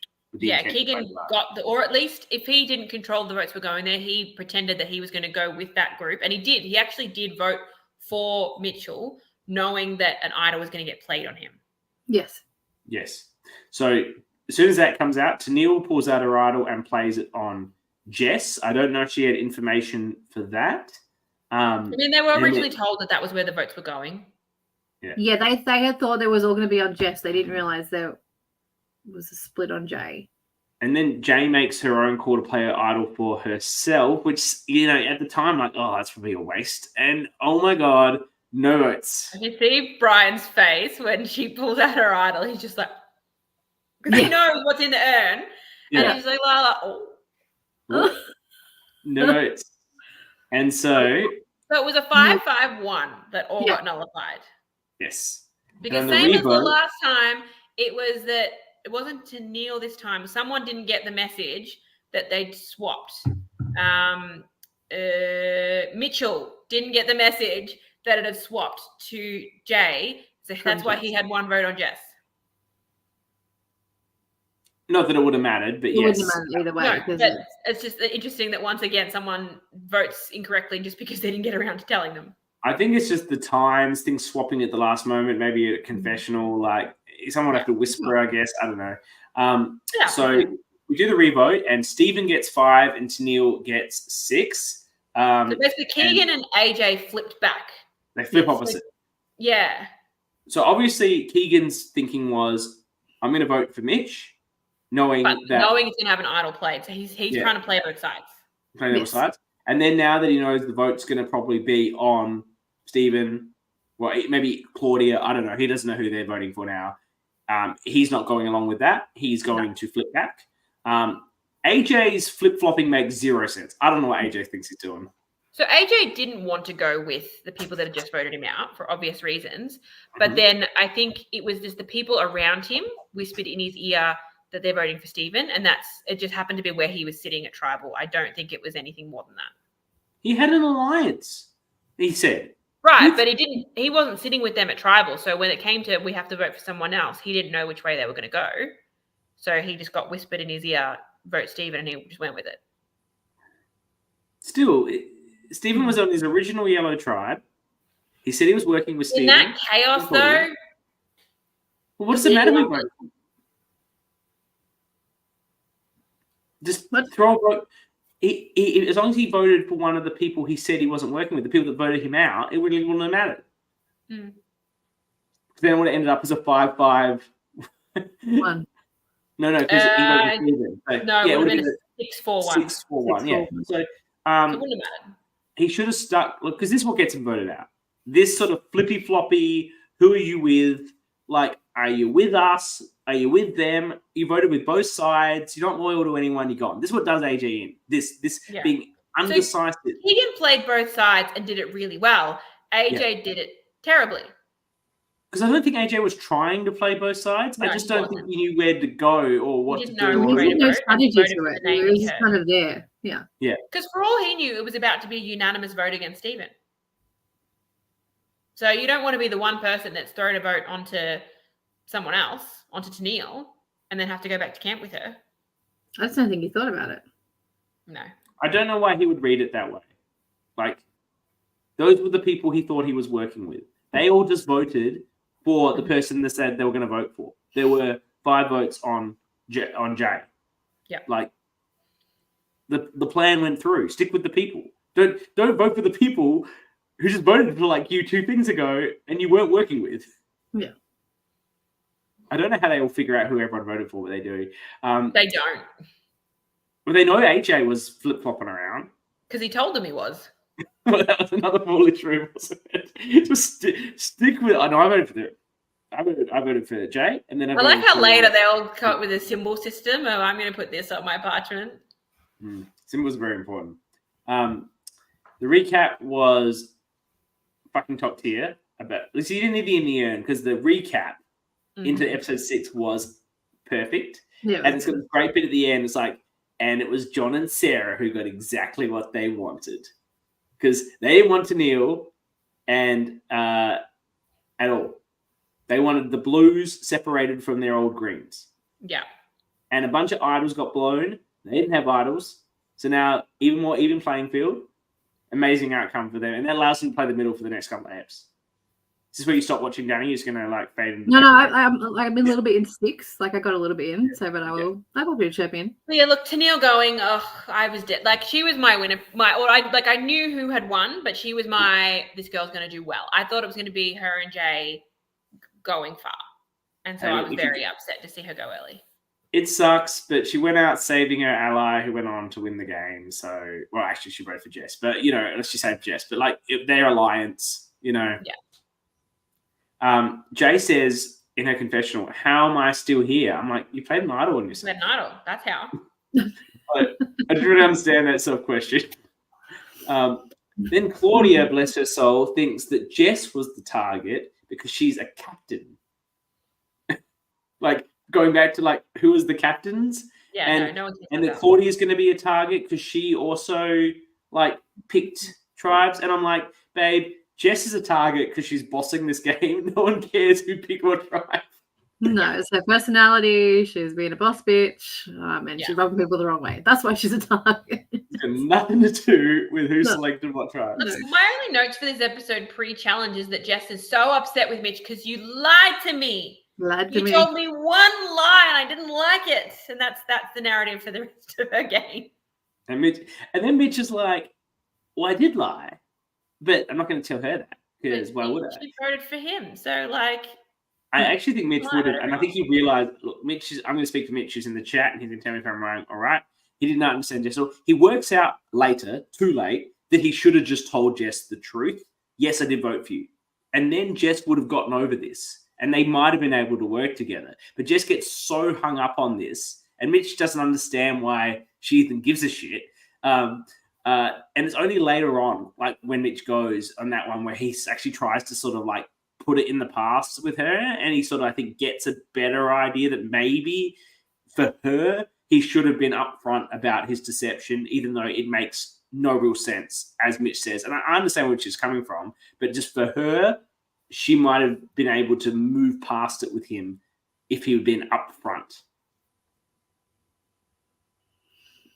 No? Yeah. We'll see what Mitch says. I think in a fast-paced game like this, you can't be worrying too much about what's just happened. Like, but she's so hung up on it. She wasn't upset about the fact that he voted for her as much as you told me I wasn't the target. Like, you told me you weren't going to vote for me. Yeah, like, of course I'm going to say that. Not everyone is like you and telling everyone that they're getting votes as they walk out the door. Yeah, but she also gets miffed that then he says he didn't lie. Like, he doubles down on it. That's what she gets really hung up on after that. And he's like, Mitch has said, I did tell her, and we did work together kind of at the final 6. And that's what I mean. That's when he finally sort of okay. But as you say, he was trying to get rid of her. He didn't get it. And look, honestly, she should go. I think she might win if she makes the end. Agreed. Very likable. Yeah, like, I get it. Mitch is like, she lied to me, so what's the fucking big deal? I don't agree. She's allowed to, though, apparently. This is the dichotomy of Jess. It's just... Absolutely. It's okay when she does it, all right? Because her heart is pure. She makes the rules. No, do as I say, what as I do. Thank you. She's trying to be honest. Everyone else is trying to be scheming lie bags, so they don't get a pass. But because she's trying to be honest, when she has to lie, it's okay. I think that's probably somewhat of the justification, perhaps. I'm not a fan. We're a fan. You're not a fan of the play. We get it. Yes. Claudia's I am a fan of Jess. But what is certain is that there's 4 idols out there now, and Claudia's The idol paranoia that Claudia creates here. Oh my god! That's Like, I've got to adopt no with one's it. All even I've got thought is about it, and she's just like, "There's 4 idols back in play." Like, it just like I was like, Meanwhile, there's one sitting there attached to the fence the entire post-merge game, and nobody finds it. Yeah, I don't like that edit. I don't need to see this idol that no one found. Yeah, the fact that they kept showing it, I was like, oh, someone's going to find it. Yeah. I thought for sure someone found it. Yeah, I don't need this. Yeah, if you show it, you should know that somebody finds it. Yeah, otherwise don't show it to me. Didn't affect anything. And they kept showing it. Like, yeah, that's why I was so certain. I was like, Jay's going to find it at Final 5, and that's how she gets to the end. Real Survivor do not show you the idols that don't get found very, very often. I think they've done it once. They won't even show it until it's about to be played. Even if it's found episodes earlier, they'll just, oh, no, we can't remember it, so we won't even show it until it's right before it's about to be played. I actually like those. They're fun. But yeah, like there's been plenty of seasons where they say there was an idol that no one found, so they didn't. Sometimes there's advantages that are found and aren't played that they don't show because they don't. Yeah, like idol nullifiers and stuff. Yeah. It probably the thinking I imagine is advantages that are never found or found and not played just complicate it for the casuals. They don't need to know they're not important to the story. Yeah. So anyway, there's not. Claudia seems to think because 3 idols were played, they're going to rehide the played idols. They'll rehide one. But they wouldn't have voted out with idols. That's when people sometimes get them replaced. I think if they're played, they usually get rehidden, but not all of them are going to get rehidden. Just one. So Stephen is planning to build bonds with the people he didn't bullshit to. This is when his strategy really I was like, mate, like I was just like his thought process here. I was just like, I've got Stephen is sneaky strategic. Like I was just like, I'm loving this. And they're giving him this evil, like, scheming music, but like he is telling the truth. He's leaning into it though. He's loving the villain at it. He's like, I didn't bullshit you before. Yeah. I told you what I was doing. I didn't come and try and tell you some bullshit plan. Great. Now let's talk about what we can do together. Like these other people, they're lying to you. And he's doing it with Jay, and I said, this is some top-notch play. And then Stephen is very much what I wish I could have been. This is there in the note. Jay feels like she's got no one because she's lost her destiny to Neil. Very sad. And then Stephen reveals that Keegan told him that Mitch was the vote. And then Keegan's annoyed he wasn't told about Jay's idol, even though he was full-on gaslighting her and Neil. It's like, how dare they? How dare they not tell me about their idol? And then I'm like, AJ is a little bit laissez-faire about his vote and the consequences. A little bit what? Laissez-faire. Laissez-faire. Okay. You not heard the term laissez-faire? No. It's like casual, relaxed. Blasé. Yeah. I think I'm thinking of a Drag Race reference of Flazy Da, but I think that was a wrong reference. I think it's French. Anyway, he's a little bit blasé about his vote and the consequences for voting for Stephen. I feel like what's going to come out from this. And then I'm like, what is this convo that Claudia is having with the Greens about the idols? The way she's so obsessed with the idols, she's talking to anyone about them. And anyway, they work out there's only one idol left, probably, which is the blue one, which maybe Keegan has. Keegan showed up. How dare they not tell me your idol? I don't know if you've been here the whole time, dude, bro, but we've been loving your game so far. And if you haven't watched it, join back later on. Do you know that his name is spelt like the entire season with 2 E's? Has anyone noticed that? Yeah. But it's 1 E here. What's the correct spelling? Anyway. Because all of my notes I think he knows how to spell his own name. Keegan. Well, there was one comment I liked about when Tennille was voted out. She was like, not one of you spelt it right. That's because her name isn't spelt right. I think I've got it spelled differently every single time her name's written in my notes. She has a unconventional spelling of the name Tennille. Names are hard, okay? Names are hard. Keegan's just joined. All right, well, there's been a lot of praise for you, Keegan. We love the evil Gertie. We love the evil play. You have to go back and watch. But, we're enjoying it. Oh, there we go. Double E is correct spelling. Yeah. Facebook doesn't believe it. Interesting. That's fun. Okay. Is he the only Keegan in the entire world, perhaps? Maybe. With 2 E's. Obviously, there's not. Anyway. And the new ad always showed that we bitched about, and we will never mention again because it is not relevant. This is where Keegan and Steven's bromance, the dude bro and the horse bro, really like align with their willingness to just trust each other absolutely, and then just spread and get all the information, make plays, tell people things, lie to them, and it never doubt the other one as to all the things they're doing, which makes them so effective here. But it's so interesting because that enables them to play both sides, which Keegan's doing because his blue connection and the fact that he voted with them in the first place. Steven's doing it by going around the back door and making new alliances with these people that he didn't bullshit to like everyone else. But you still have John and Sarah also playing the middle with the yellows, which is the actual alliance, and the old green blues to try and get out blues and like regroup the greens together. It's so interesting with these two pairs, like each individually trying to push the narrative their direction. I feel like this is like, and again, this is completely like self-serving. It would be if I had gotten past merge, and that would have been like Michelle and I and Sam and Luke, like that, like interesting because like I trusted Michelle like implicitly, so I would have like that's you could have done that. Yeah. Anyway, I digress. And then Jay tells Keegan that Jake saw Keegan find the idol. And I'm like, why is she saying Jake and not Tennille? Like, why is she lying about this? Tennille's actually out of the fucking game. Just say, Tennille saw you find the idol. This is because how it's I know. very easy for him to say, oh, Jake's full of shit. Yeah. He's lying. He's making it up. But from Tennille, it's very different. Like, stop lying to me. I know you have the idol. Tennille saw you find it. Like, why is she still going with the, like, oh, Jake saw you? Who fucking believes Jake? No one ever believed Jake. No. Keegan's not going to. He's decided he's not going to claim his vote. He is made nervous, I think, a little bit. I don't think he's faking it when Jay's like, "Well, everyone thinks you got the idol, so watch out." And I think he's like, "I don't have it." It was like quite a good performance, actually.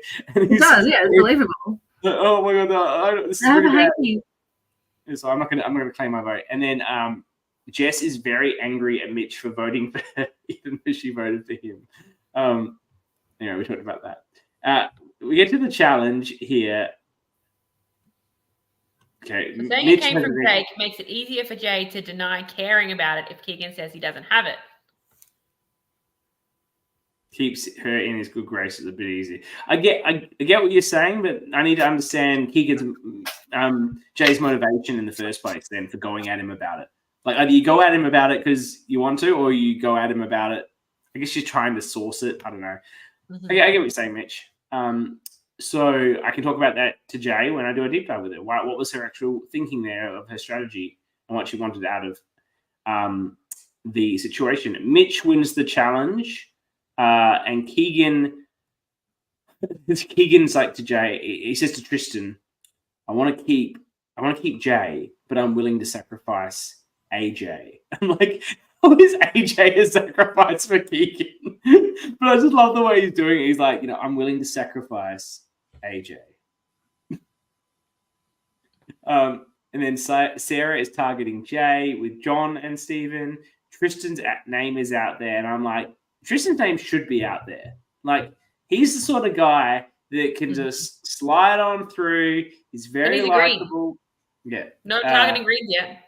He's playing chilled, and then it just immediately cuts to Steven like selling out Tristan to somebody. And I'm like, John and Sarah are playing two sides so hard here. How are they getting away with this? And I'm like, if they don't do this quiet thing, they could end up in the outs. And what do you think? The jury's not here because they're all out having Maccas. I did notice that the jury was never there. Yeah, I'm not impressed with that, to be honest. I don't know when we want to start talking about this, but I know it's late and whatever. And look, I get perhaps missing some of the tribals, perhaps, but I think much people They need to always see went what's home. going on. It is important. Juries need to be at tribal. Because that's why they like to ask you these like interesting questions, because it tries to poke holes at what's happening. The jury needs to get that information. And tribal council is an opportunity. If you think I'm not going to win at this point, you can perform a little bit for the jury. Yeah, and we can jump ahead, I guess, a little bit, like for the context of this discussion. Like I postulated when I watched this the first time, I was actually messaging Keegan about it when I got up to it, like about how much I was enjoying his game and like how interesting it was to see him play this way. And we get to the point where he gets to the final four and goes, and what could he have done? You know, what could he have done with his idol to perhaps give himself a better chance, or at least do something more interesting than the I don't want a souvenir, which is always just a fucking I think he should have just not played it. And if he made it to final tribal, then pull it out. Yeah, I agree. You're absolutely right. And it's I a double the entire time, and I never needed it. I never caught a single vote. It's a double down when there's no fucking jury there. Like, what is the point of, hey, I had an idol when there's no one there to even see it? Like, but it also detracts from him needing to, like, he could have used that idol, maybe he saves Mitch with it. Like, he votes for Mitch, he wants Mitch to go on there. But let's say he saves Mitch with it. That's a big move. But what's the fucking point of that if there's no one there to see it? Mm-hmm. And so not having the jury there actually detracts from people making interesting moves to showboat. Yeah, look, one thing I will say about Backyard in general, a lot of their seasons have gone really, really late. Like we saw this one going till like 3:30 in the morning. It leads to people making bad decisions. Carl and Brian are even struggling. I don't like how late it goes, because it really messes with them. You either need to have a really tight ship and get it in one day, or make it a 2-day game. There's nothing wrong with a 2-day game. They do the 2-day games now. Yeah, good. But I think it's unacceptable for the jury not to be there. And that's another reason why going so late, because that's probably why they weren't there. They were all exhausted. It's 2-8. Like, it's already dark by the time they merge, and they still got half the game left. But how hard is it if you're on the jury to be sitting in some couch in some house for like an hour and a half, nap, whatever, and roll out, wake up, watch the tribal council and walk out again? Yeah. I think you have a duty, particularly, look, maybe there's the element of everyone gets put on the jury in Backyard that it loses its specialness. And so people are like, oh, whatever, I don't care. I got booted first. And I don't think you should have everyone on the jury. I get why Backyard do it, because they want everyone to feel included, involved in their LRG that they got to play. But here was the worst consequence of it, where they just weren't even there. They didn't care. Like at Final Tribal, we had 6 jurors. Yeah, where were the rest of them?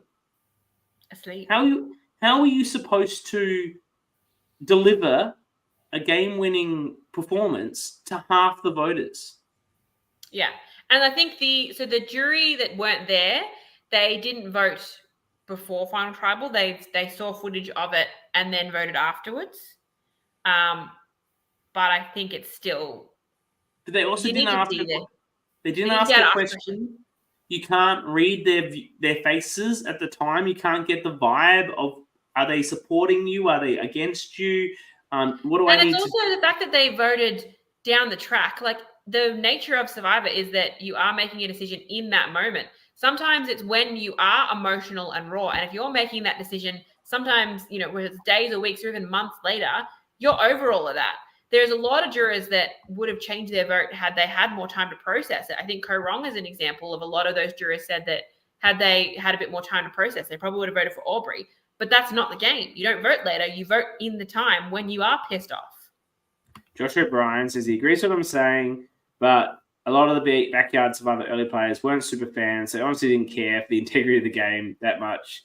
Nothing against them, but everyone's a super fan like us. Look, that's fine, but let's also want Kyle and Brian and the crew to police. It's like if you want to do a full cast jury, then you need to let them know what the expectation is that you have of them. And if they can't commit to that, then. And also, Josh, while I agree with your statement, of the 3 Backyard seasons, season 1 and 3 also go quite late. And in number 1, they were waiting to have the party. They were sitting there waiting to kick on with the party. And yet all of the jury was there for 1. All of the jury is there for 3. 3 filmed 2 weeks after this from the same casting pool, from what I understand. And it does seem it didn't run quite as late. But in the end of the day, it was just this particular jury didn't show up. Yeah. Because the other seasons worked out fine with the same structure. Yeah, It's a so I shame. agree.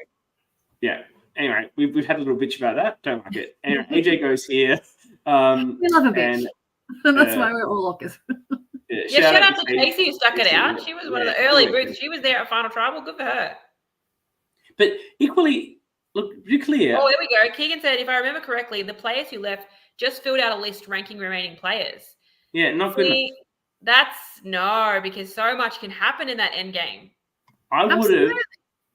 have said, look, if you're pre-merge, fine, just go, and you just don't have a vote. Easy. If you want to stick around, you can have a vote. That's fine. And I'm actually shocked about the post-mergers that left.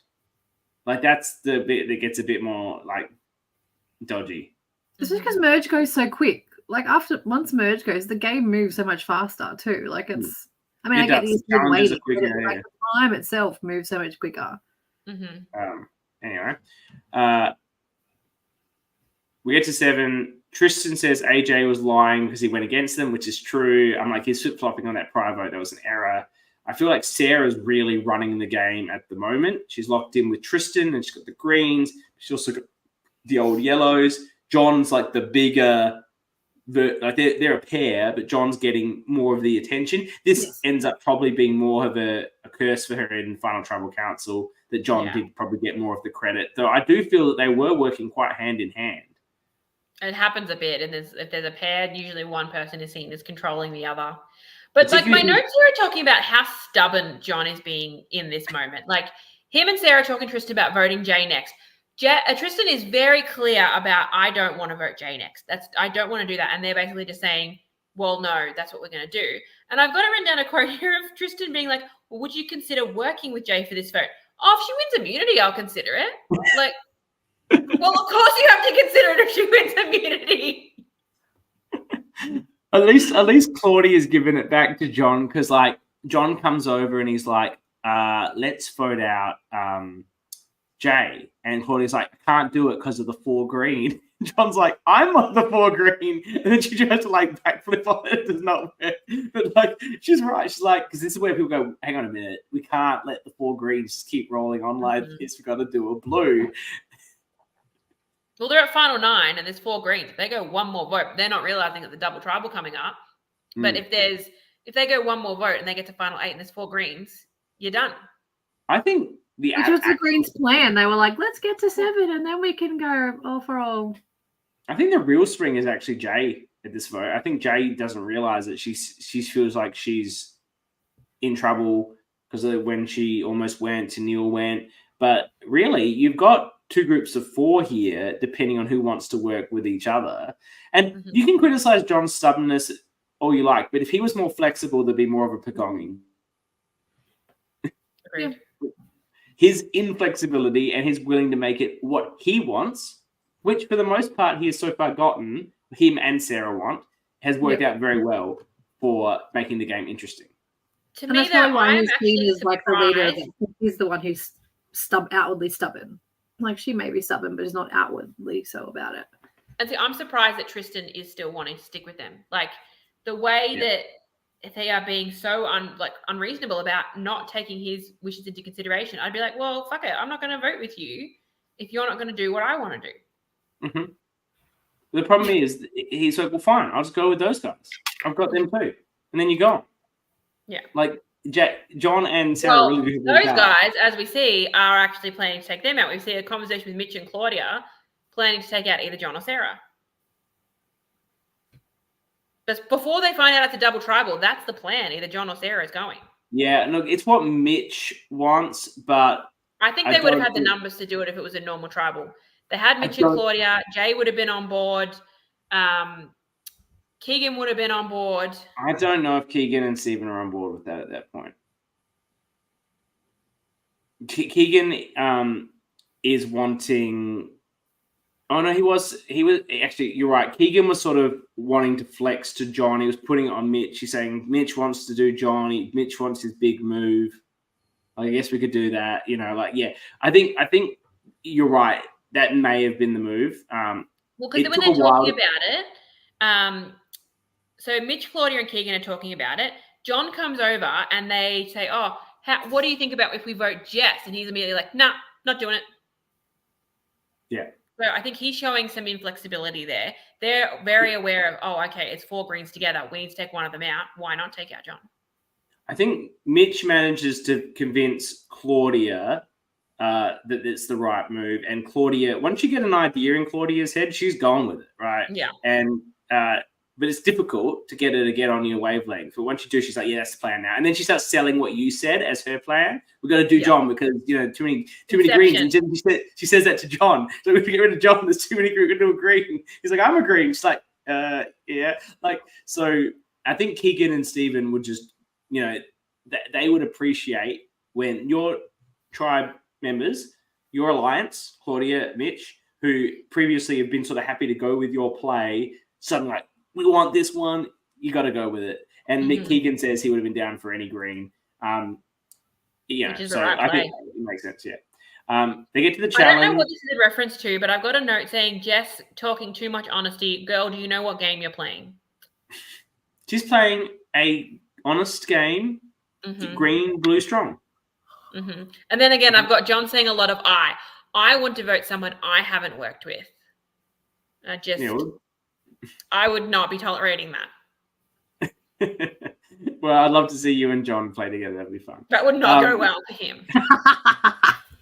We get to the challenge, and to solidify their romance, Keegan just gives the immunity to Stephen because Stephen says he sort of needs it. Sweet boys. And that's a smart play because Keegan in his other games has been labelled as a challenge threat. If he seems to be winning a lot of challenges. He so obviously gives it to Stephen. Like, he doesn't even, fake it. Yeah. He does a little oh, no, I dropped it. But it's probably good for him to not be seen as winning all these challenges. There is a bit of a discussion, and I don't know if it was the discussion, through at the end game where, how many immunities did I win? That's going to be so relevant for Yeah, there was a lot of discussion about that. Oh, this person's a threat because they've won 2 challenges. Who gives a shit?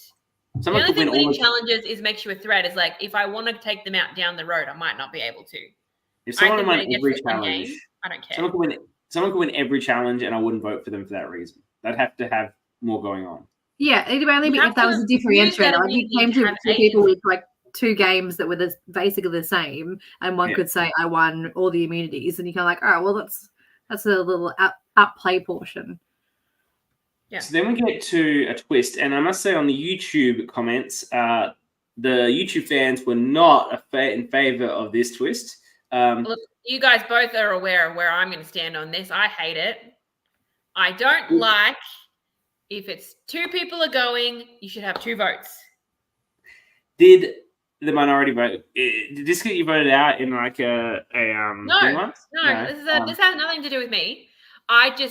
I think when you get to the end, you should be able to claim every single person on the jury, unless you weren't there for that tribal, if you've got pre-mergers, whatever. But you should have the opportunity to vote for every single person. With a twist like this, you don't have that opportunity.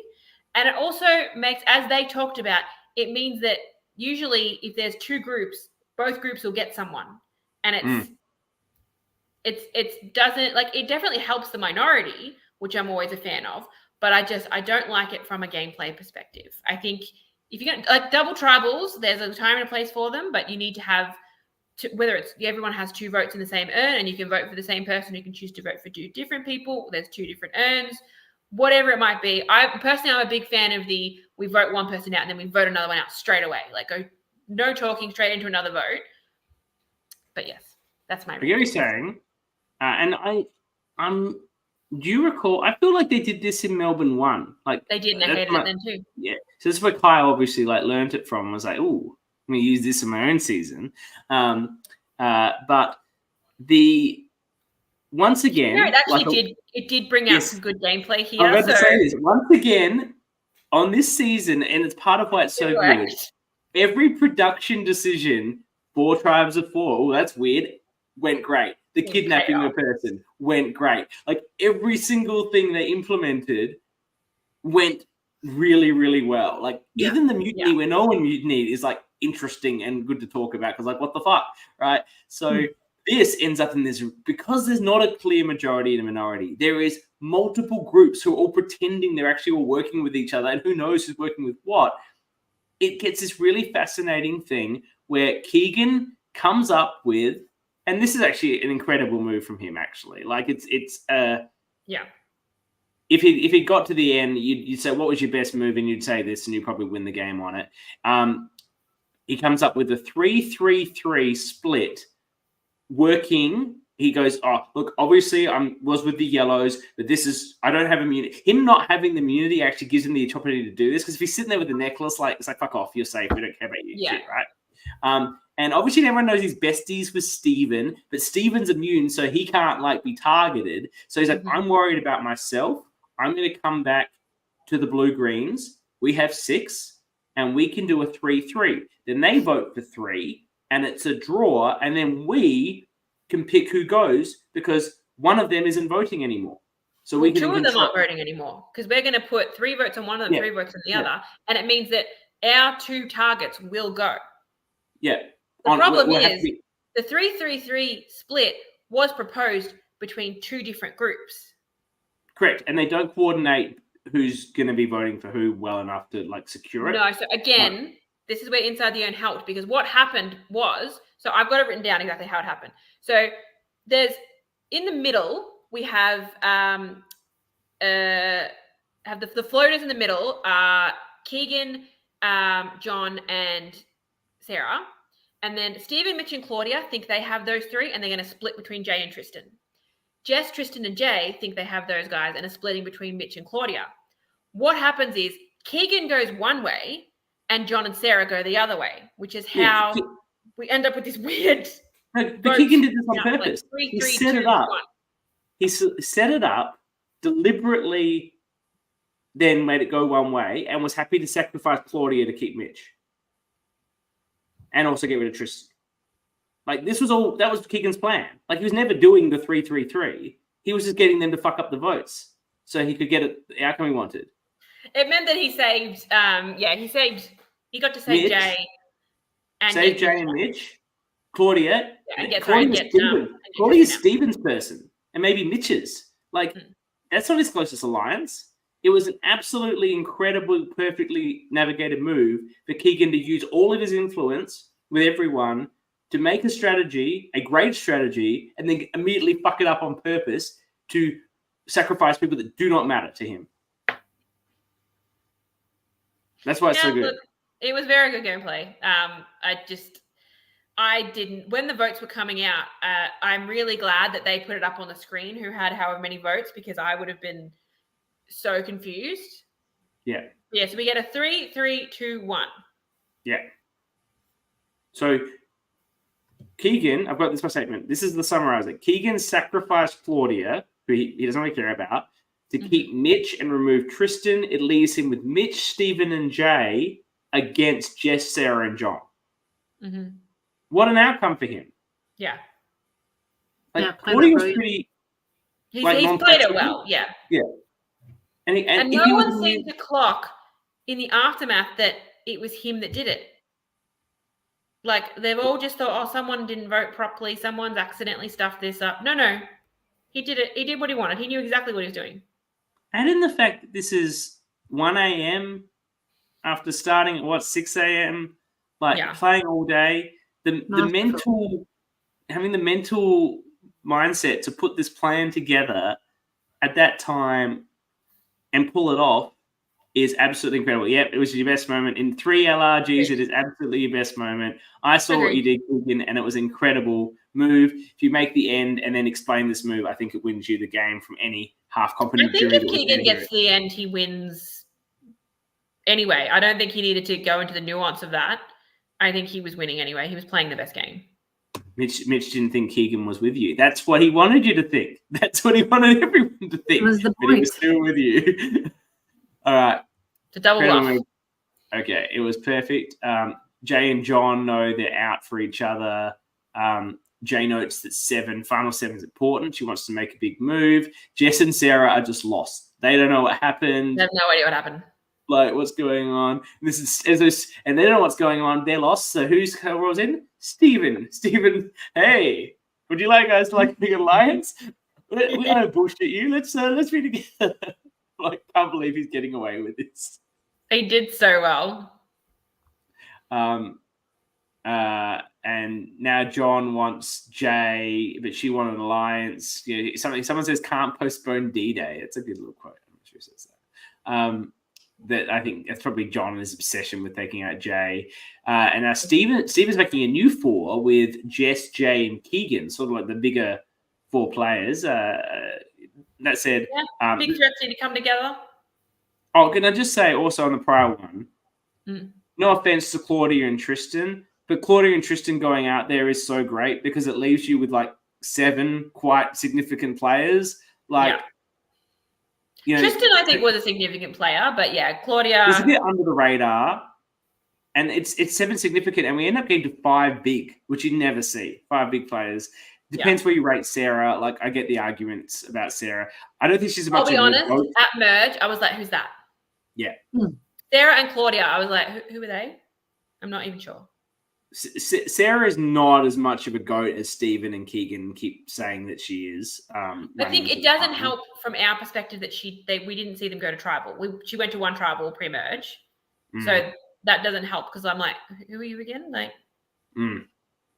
and when her alliance member is John, who's just so out in front of her, of course they see her as a goat because they don't see the nuance of their relationship the way that we get to see slightly. Like the infamous relationship between CK and Chloe. Like, it's just... right. Like, it's just so nuanced. Keegan says Steven was the master. Yes, we are also impressed with Steven. So good. Absolutely unbelievable. That's the thing. Like, there's so much very good gameplay from a losing final tribalist. Yeah, well, his final tribal is bad, and I don't think even if it was a master performance of how good he was, he would get the votes from that jury, particularly when half of them were he probably should have got second place. Yes. I think he's a third. Steven's here. Steven's, I don't know if he's just joined or he's been here the whole time, but I've been gushing about you playing chess while the rest of us were barely functioning. Don't say yourself so. Don't say, Steven, you were just as good. We love you as a duo. I don't know if you've just joined us. You can go back and watch this later. The amount of gushing I've done about. Yeah, you've got a lot of praise. How great I think you were. But Dani and Jules also think you were fantastic. Fabulous. Okay, Keegan thinks his lies are catching up with him. They're not. Unbelievably. And now Stephen is talking about turning on Mitch, and I'm like, I literally have no idea what Steve is actually planning on doing. Like, Jess thinks the blue idol hasn't been found. She's like the only one who's clocking this. She's thought Keegan might have had it, but surely he would have played it. Like, but she's the only one maybe. So okay, so this is the immunity is a quiz. They were all told to watch Backyard season 1. John did not. Do we like that? It's very ORCA, I'll say that. Yeah. But I like that it wasn't just whoever gets the most questions right. If you get it wrong, you are out. Yeah. Now. And I love we get the little commentary from, we have Rosie and Amy like behind the cameras whispering about it. I was like, yes, I love it. It was a great moment. They didn't even know the answers sometimes. How did you go on the quiz? Who was the winner? I would have been there with Keegan, and who else was in the last round? Mitch. Yeah, I think I would have been. I had every question right up until I got the last one wrong. Oh, so you got how many idols were played, or you got that wrong? I know I got that one right. Oh, so then you won immunity there. Because everyone else got that. Yeah, because they got that wrong. There you go. I would have won immunity. Yeah, I got that wrong actually as well, but I got the rest right. Who did you forget about? I don't know. There were so many idols. I was doing. I don't know if you paused it. I was trying to do it on the fly. No, I didn't pause it. Well, good for you. I'm brain addled from children now, so I can't process things as quickly. Talking about I just think about trivia. I don't know if anyone. This is a very quick side note or something random. But it's a podcast worth listening to. Stephen Fishback and Rob Cicilline did a podcast with Drew Beslow about his Juba Steele about his Jeopardy run, and it was really fucking fantastic. Cool. It's a great little podcast about his Jeopardy run. Great to listen to. But Stephen talks about how, like with kids, the ability to process trivia questions quickly is gone. so yeah, I sort of I'll agree. just take your word for it. Yeah. And obviously in true Survivor trope fashion, Mitch wins immunity because Mitch was the target. Yeah, of course. And Sarah and Keegan, they're thinking Jay. And John and Mitch also seem claim on it. And Stephen lies and says Sarah and John say Jay, which they actually did. Like he's now like spreading these lies around. Like now he's like double going. He's taking the next level. He's saying blah blah was saying X, even if they weren't even saying it. He's just like playing. He's making shit up. Yeah, and John goes 5-2 over Jay. And His John final words pissed me off. He was upset that Jess didn't tell him. That's this whole thing. She tells people who's going. Okay, that and the Alberto. But then this is a direct quote from him. Jay is a great girl, but I never had the chance to work with her. You had plenty of chances, you just didn't want to. Okay? Don't say you didn't get a chance to. That was all you. You said no at every opportunity. Yeah. I'm a big Jay fan. I didn't even realize how much I loved her until this. And I was like, no.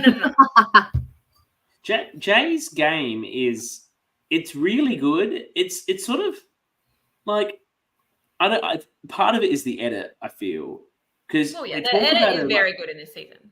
They talk about her being an underdog, and she sort of is, but you never feel that way watching her, and you're sort of always rooting for her.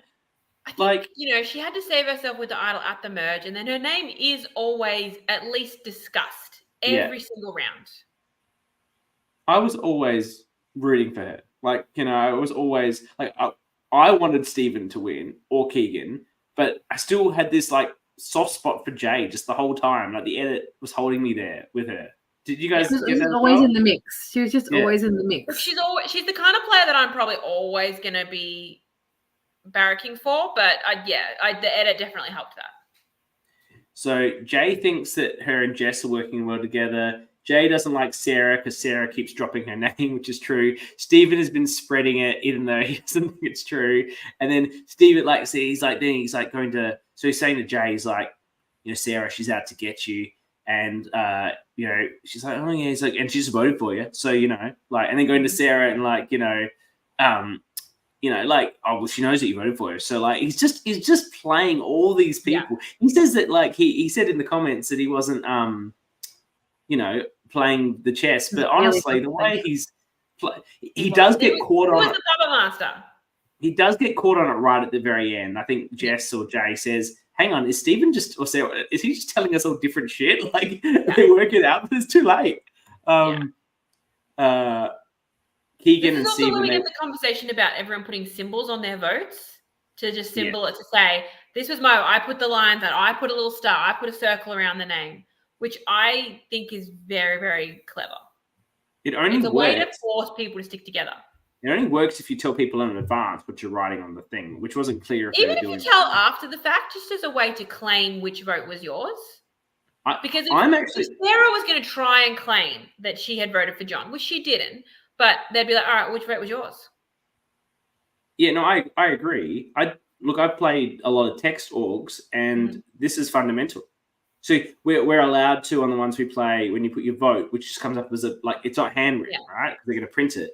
So you're allowed to say something at the bottom. Yeah. Like a statement. I usually go with, mine was the one that wasn't read. Yeah. But you say, if you want to go Trump, how often that happens. I'm not voting for you. Yeah. I'm voting for this person, and my vote will say this. Mm-hmm. And so people know in advance whether you were genuine. I've then put that whatever you say you're going to put on your vote, I've put that on on my vote as well, and put a different name. Yes, that is. People don't do it very much, but there's always the risk of that, particularly when people get in people are being obvious about their votes, they have a style or whatever, you can copy their style, and that is perfectly allowed. But it doesn't happen as much as you think.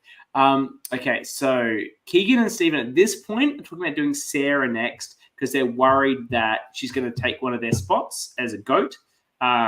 I don't think she's as much of a GOAT. We've talked about this, but I get why they think that. I think she is at this point the person who has done the least, but GOAT is overused. There's not a GOAT every single season, and there is no GOAT in this season, I think. Yeah, I think that the potential GOATs get weeded out. They went out early. And yeah, absolutely. And you end up with this very strong final 7 and this very strong final 5. And yes, I get Sarah is maybe the weakest story. At this point, yes. At this point, but she's not a GOAT. She's not a GOAT. She could, this exact game could win a number of different seasons. And for those that haven't watched me before, I am very happy to throw around the GOAT word about people. Like, I'm not doing that something nice to Sarah. Like, I'm quite happy to call people GOATs on this program. Either they're real people that I might interact with in real life. I'm not sugarcoating it. I just don't think Sarah's there. No, and for like the levels of GOAT that we have seen, she's not by any comparison. Yeah. To be fair now, to knock Sarah, she seems to think at this point that Mitch is the biggest threat. No offense to Mitch. Yeah, look, she doesn't have the best reads on the game. Is she maybe saying that there's other people that are big threats that are probably going to get taken out, and then he's might win out at the end? Is that what she's saying? I hope she's a great social threat for the jury. Like, he's not unliked. Everybody likes him. He's like, if he was there at the end, he'd be hard to beat just based off the fact that he's so lovable. So I don't think he's definitely not the biggest threat. Sarah's happy to follow John's lead. Look, yes, but yes, I get it, I guess. Look, you're only trying to justify your great statements. Mitch won 2 immunities and had an idol played on him. And that's what she's classing as Mitch's winning moves at this stage. And to me, having an idol played on you, it can go either way. It can be like, you're a GOAT, you had to be saved by this person. Or it can be, you had a great social game, you convinced someone to play an idol on you. Yeah. So I think in a vacuum, it's hard to know which way that's going to go. I think in this case, it would work for Mitch. Yes. I don't think it would, because Stephen's the one that played the idol, and I don't think anyone's actually thinking that anyone convinced Stephen, like Stephen to get convinced to play his idol. I think Keegan gets the credit for it, but I don't think they would have played it as in like, I convinced Stephen to do this. As like, my social game was so great. Stephen and I were like, Stephen couldn't bear to lose. He was loyal to me. He did it off his own back because of he was willing to give up an idol to make sure I stayed in the game. Correct. Yeah, but Stephen's either in the jury or on the final 3, and he's going to knock that back on both circumstances. I don't know. I think if Stephen's on the jury and not mad at Mitch, he potentially uses it as Mitch is my ally. Stephen is not giving credit to anyone for his amazing moves that were his moves, whether he's on the jury or not. Stephen, weigh in here. Would you have given credit? Yeah, there you go. As Mitch says, also the only pink left since final 12 or something. That's but I don't see that as like a threat. Like, he doesn't have the allies everyone else has. You frame it in a certain way that I'm the underdog. I understand why she sees him as a threat, but he's definitely not the biggest threat standing. Yeah, that's right. I'm not knocking Mitch as a threat. He has that's not the best read to have him as the biggest threat to win. Biggest threat. Yeah, that's the wrong call to make there. Yeah, he has a case. He's not dead in the water. He's not a GOAT by any means. He has a very compelling case. He's quite likable. I think he would speak well at the tribal council. There are a lot of reasons, but this is a weird game, and it's what's great about it, where all these people have a decent case, that there isn't GOATs, that there are quality people with big moves that are still here. And Jess is not a moves person, but she's such a big character and a big personality that she could win just based on that. Okay, so we get to the challenge. Want to vote for her. Yeah.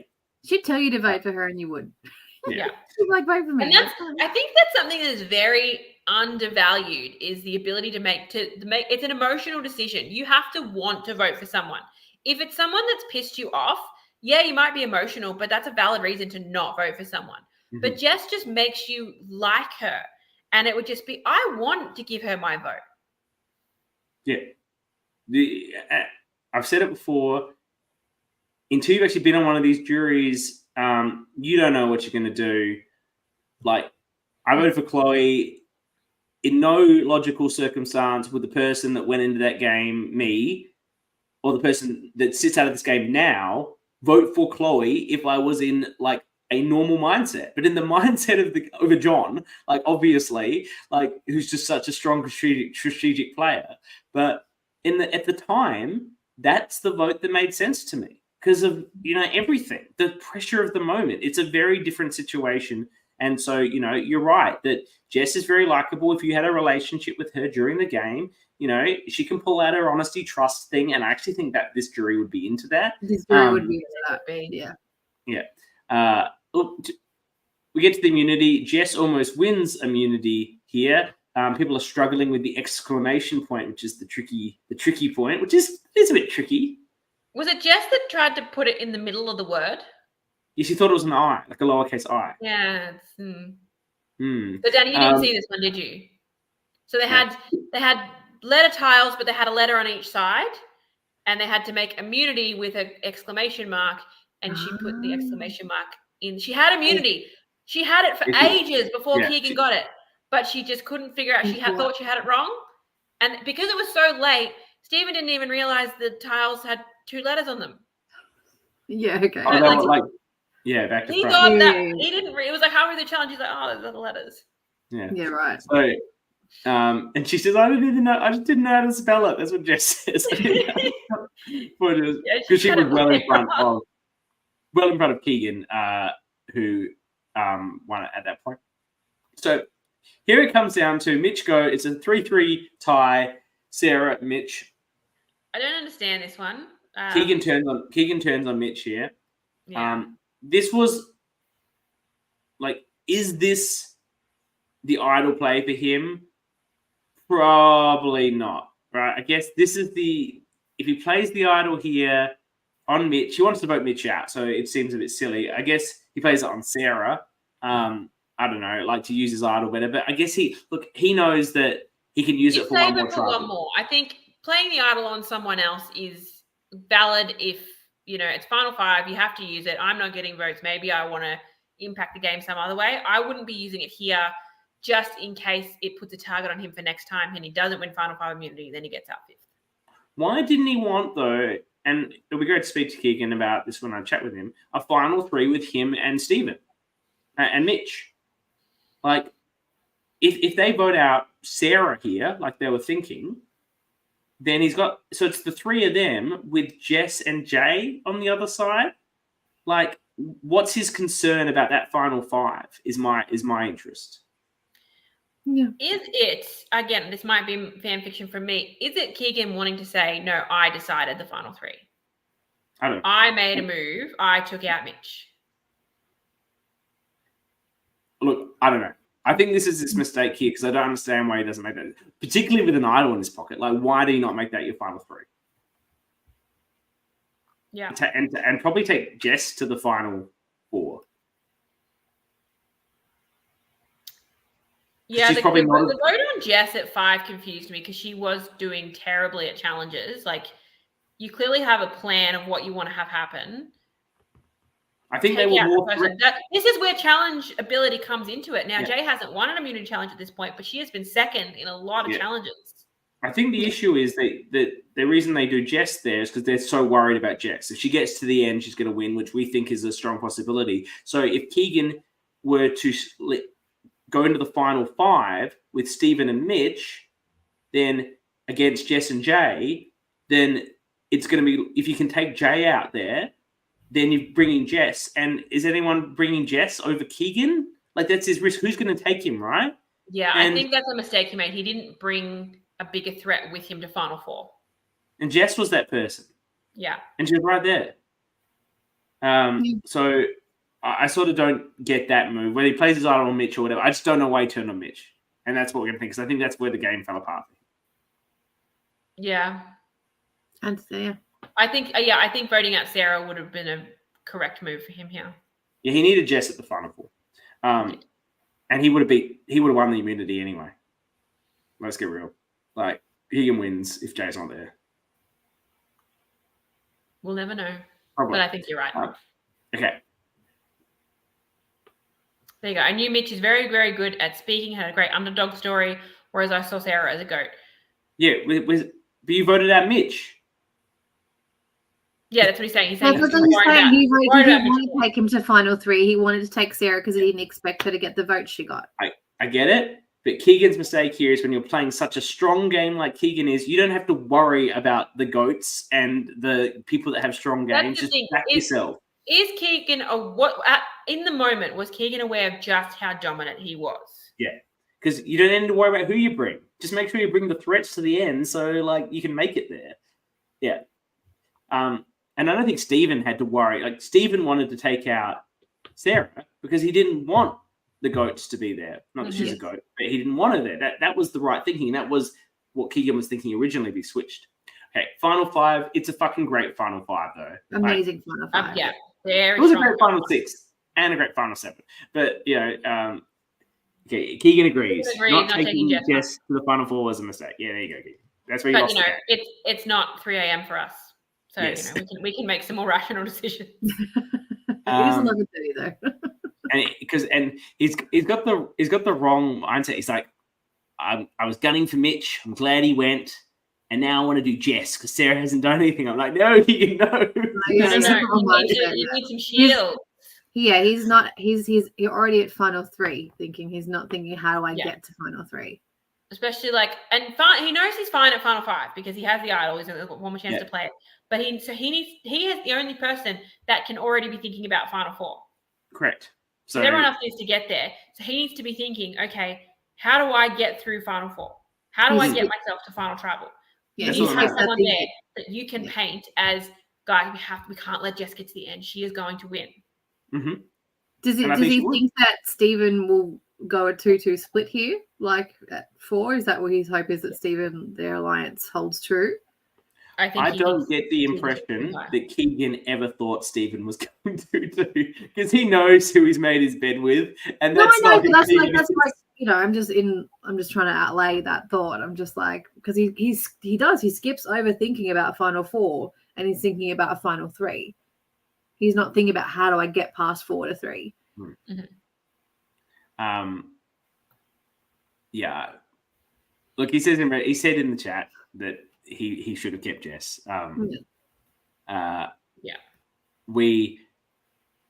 Jess finally realizes that Stephen is playing her and Jay completely. It's always like he's the puppet master, not Jess, despite what we learned at the beginning. How good, look, this is something the Backyard have always done better than anyone. We had the pickle count when we had season 3. Their graphics and what they put up with the polls and how many polls they all have was like, oh, how good is this? Like, it's just so useful. It's 2 a.m. Stephen wins the immunity. Sarah said, how about girls against boys? And Jay's like, I'm in. And Sarah's like, nah. I don't know that. Jess is still sus on Keegan for the idol. Like, she's the only one who's stuck with this. She wasn't even there, but it's a story that's continued. Stephen wants a final 3 with Sarah and Keegan. And then I'm like, why are they giving them ham and cheese rolls? I don't like it. I know, same. I was like, why are they having food right now? They have too much food on Backyard. Don't like it. Like, I would have also been frothing for a ham and cheese sandwich. Oh my god. Give me that ham and cheese sandwich. No one found the fence idol. Why do they keep showing it to us? This is annoying. We've discussed this. If no one's finding it, you take it off the fence and you put it somewhere else. It's a bit more obvious. To be fair, they wrapped it up in black cloth and it's night. Like, they couldn't see it. A few of them were very close to it on a few occasions. Keegan there was and Stephen. A few times I'm like, come on, it's right there. Yeah, it's right there. I was like, can we just look back at the start of this episode? Like, at some point, Keegan says, "You can pretty much tell I'm lying if my lips are moving," and I just thought that was a brilliant quote. Yeah, I had that. Just like, I love that quote. I missed that too. Yeah. I've got it written down in my notes. So it was a great quote. Good call, Dani. Yeah, I thought it was fabulous. I had a side alliance with Jay, so I had hoped that it would have been enough to protect me, which is why I targeted Jess over Jay. Okay. Fair enough. Yeah. But the problem was Jay going to go 2-2 for you? Or you thought Jay and Stephen would vote out Sarah and keep you? Like, that's just a game-losing move for them. Like, anyway, again, it was late. It's 3 o'clock in the morning. plays his idol, which he doesn't need to because he doesn't believe in souvenirs. As we've discussed, that was a meaningless play, even when there is a jury to watch it, because I don't really like it, to be honest, when I see people do that. You save it, you do the Marianne. Absolutely. Hey, and guess what? I had this idol I never played. It's the blue idol that, I convinced everyone that that'd be such a big moment at Final Tribal. That's a much bigger moment than playing it for nothing. Mm-hmm. I think either don't play it or play it on the person that's in the minority. Be the one to control the vote by playing. Like, I think Jessup was the ones going, and that's who he wanted anyway, but somehow get the target on someone else and then save them so you can be like, haha, this was all me. But I think ultimately he was already a big threat, and it added threat level to him. And it was one of the reasons that Jay ends up willing to cut him at Final Four, because he lied about the idol. Look, that's right. And equally, it is, look, what might be going on here, right? Keegan says he knows he's not going. Do you know? Like, maybe you're 99% sure, maybe you're 90% sure, you trust in who you trust, but you don't know. And, it's I'm playing this idol because, fuck it, it's the last time I can play it and I just want to be safe. But you want to say something like, oh, well, I don't believe in souvenirs, so it doesn't look like you're just misplaying something. Yeah. I think it's pretty gutsy to not play it and go, I don't need this. Like, a player of his caliber as well, who's as big as he's been. Like, Marianne was one thing, but Marianne was a bit under the radar and sort of pulled out this amazing Final Tribal. He's so big that he could very much be copying the votes here. And ultimately it was that Jay didn't trust him when he had lied about it. Would it have been worth, at Final 5 or even Final 6 when he's got immunity saying, Jay, I'm locked in with you. This is how much I trust you. I do have the idol. Tell her about it. And then if it gets around, well, you've got a public idol with one chance to use it. You're not getting any votes there. And then it potentially gets Jay on side to keep him around at that last vote. That's a good point. Keegan says here he thought Jay might have targeted Stephen. And as you say, she was apparently, a bit shocked by the idol. So that could have been a factor in why she chose to target Keegan instead of Stephen. I do also feel that only Keegan, not everyone was going to appreciate Stephen. If you read the jury, people just weren't going to appreciate Stephen's game. Like, have my vote, but Keegan, it's not the type of jury that's going to like his gameplay. Keegan liked it. Keegan voted for it, but I think he's overrated. Four birds of a feather, and then the only two birds of a feather to play that way. Yeah. It's like if we were on the jury, we'd all be like, fuck yeah, how good is this? Like, it's just a very good jury. I would have voted for Jay, but, Okay. Well, Jay is great. I would have voted for Stephen. I could not vote for Stephen, but it would have been tough. Based on his Final Tribal performance, I would have voted for Jay. Yeah, look. He lost the game. Look, you're right. If I'm there, I'm probably voting for Jay because Stephen didn't articulate well enough all the great things he did. I already know how good that Final Tribal. I don't have a lot of notes about it, but they're all about how badly he did. I always take the notes because I know you don't on the Tribal Council. Mitch thought he would vote for Stephen, and look, your vote for Sarah is probably a surprise. So yes, you were shocked yourself because. Mitch voted for Sarah because Sarah said her strategy was to go under the radar, and she went under the radar, so she put it off. Stephen's strategy was to come in and be a manipulating bastard and just screw everyone without them catching on, which he did, but he didn't manage to tell that story well enough. He was a bit generic with it. He was like, "Yeah, I've got some blood on my hands. I lied," but he didn't go into it enough. Good, maybe he felt with the jury. Going full villain, this is all the things I did, wouldn't go well, but half villain, he didn't really do anything. It's like, got to commit to the bit. They got to stack the blocks. And actually, Stephen, I've been chatting with him obviously to talk about bringing him in to be involved in the coverage. And he said, "What do you think about this last tribal challenge? Controversial?" And I said, "What, the orange block?" And he's like, "Yes." And I'm like, there's a blue block on the ground. The orange block. Because she had the. I just kind of thought her last block is orange. It's not hers. Yeah. So she's using someone else's block. Oh, see, I don't know. I thought they didn't have enough, and they gave her she had one extra. She used the wrong one, but there is a blue one on the ground behind her. So if she was out of blocks, obviously that's unacceptable because the tower's not tall enough, right? Mm-hmm. But with the orange block, and then I'm like, and Stephen's like, well, then shouldn't she have had to take off the orange and put on the blue? And I'm like, yeah, probably. But her tower stood up for so long after that anyway. Fine. Yeah. I was nervous when she started like doing individual block. Oh my god, that's gonna fall. It was super strong. It stayed there for ages. Not until she knocked it over. And that was after all the necklace. And her reaction to winning the immunity is great. Like dropping to her knees. Yeah, it's great. That's really sweet. So I don't have a lot of I don't feel the orange block's too much of a controversy. No. So Sarah is saying Keegan's too hard to beat, which is probably true. No. And then they've got food again. I'm like, what? I'm like, maybe I can count this food as it's like the breakfast, the final travel. Too much food. I like you have one from each of the tribes. You guys notice that? You got a blue, yeah. You got a yellow, and you got a green. There's no pink. Sorry, bitch. That I like. You cannot have one from everyone. I like that. That's cool, I like right? that. I think it was great. It's like the perfect semblance of just the plan. It was great. I love that. Keegan says Sarah finally worked out who the threat was. It was Keegan. And you know what? Stephen and Jay were like, yeah, it is. That's what we're at. You know what? We'll listen to you this time. And so off he goes. He wants that tiebreaker. And I'm like, Sarah gave a really weird answer at Tribal Council. I'm like, what is she doing? Is this some sort of fake out? Anyway, Keegan goes and it's he would have won. An angel. And then final tribal. Let's give some claps to the people that actually showed up.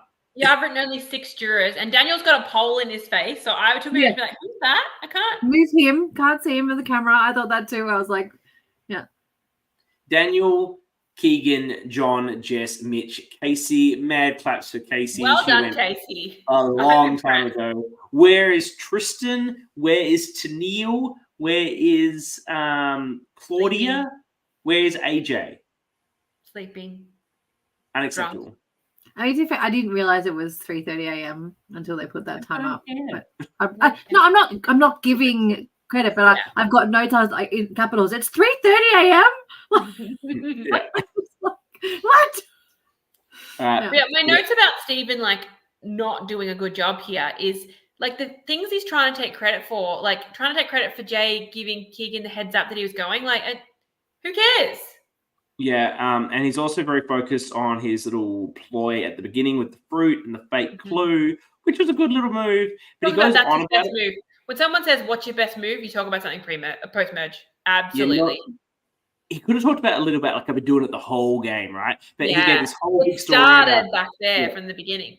Yeah, and then there was one point someone asked him about something, and he's I've written a quote. I didn't really have any power. Don't say that. No. I think someone had asked him, was there anything that you specifically controlled? He's like, no, I didn't have the power. I was just doing little things here and there. And I got what he was trying to say, but don't say you didn't have any power. There's some interesting stuff going on in the chat where Mitch is very passionately apologizing to Stephen for not voting for him. Claudia's mum had been waiting for her for hours. How old is Claudia? Why is her mum waiting? I don't know, because she'd asked her mum to pick her up. I don't know. In fact, I think Claudia was very young. I saw some pictures of Amy O'Neill's engagement party, or was it a birthday? I don't know. It was on Facebook, and there was a crowd of all the backyard people that were there. And I'm like, one of them I think was Claudia. And I'm like, is that Claudia? She looks like she's aged about 5 years, and it's gone from this was she a teenager? I don't know. And now it's just young 20s. Looks very different. There's been she has grown into a young woman, very much so from that period, sort of thing. I don't know. Could be completely wrong on this, but that's just, I'm like, is that her? Now, I said the very nice moment ago when Mitch is apologizing to Stephen in the chat for not voting for him. It didn't matter, Mitch. Like, you just would have tied it up for second place.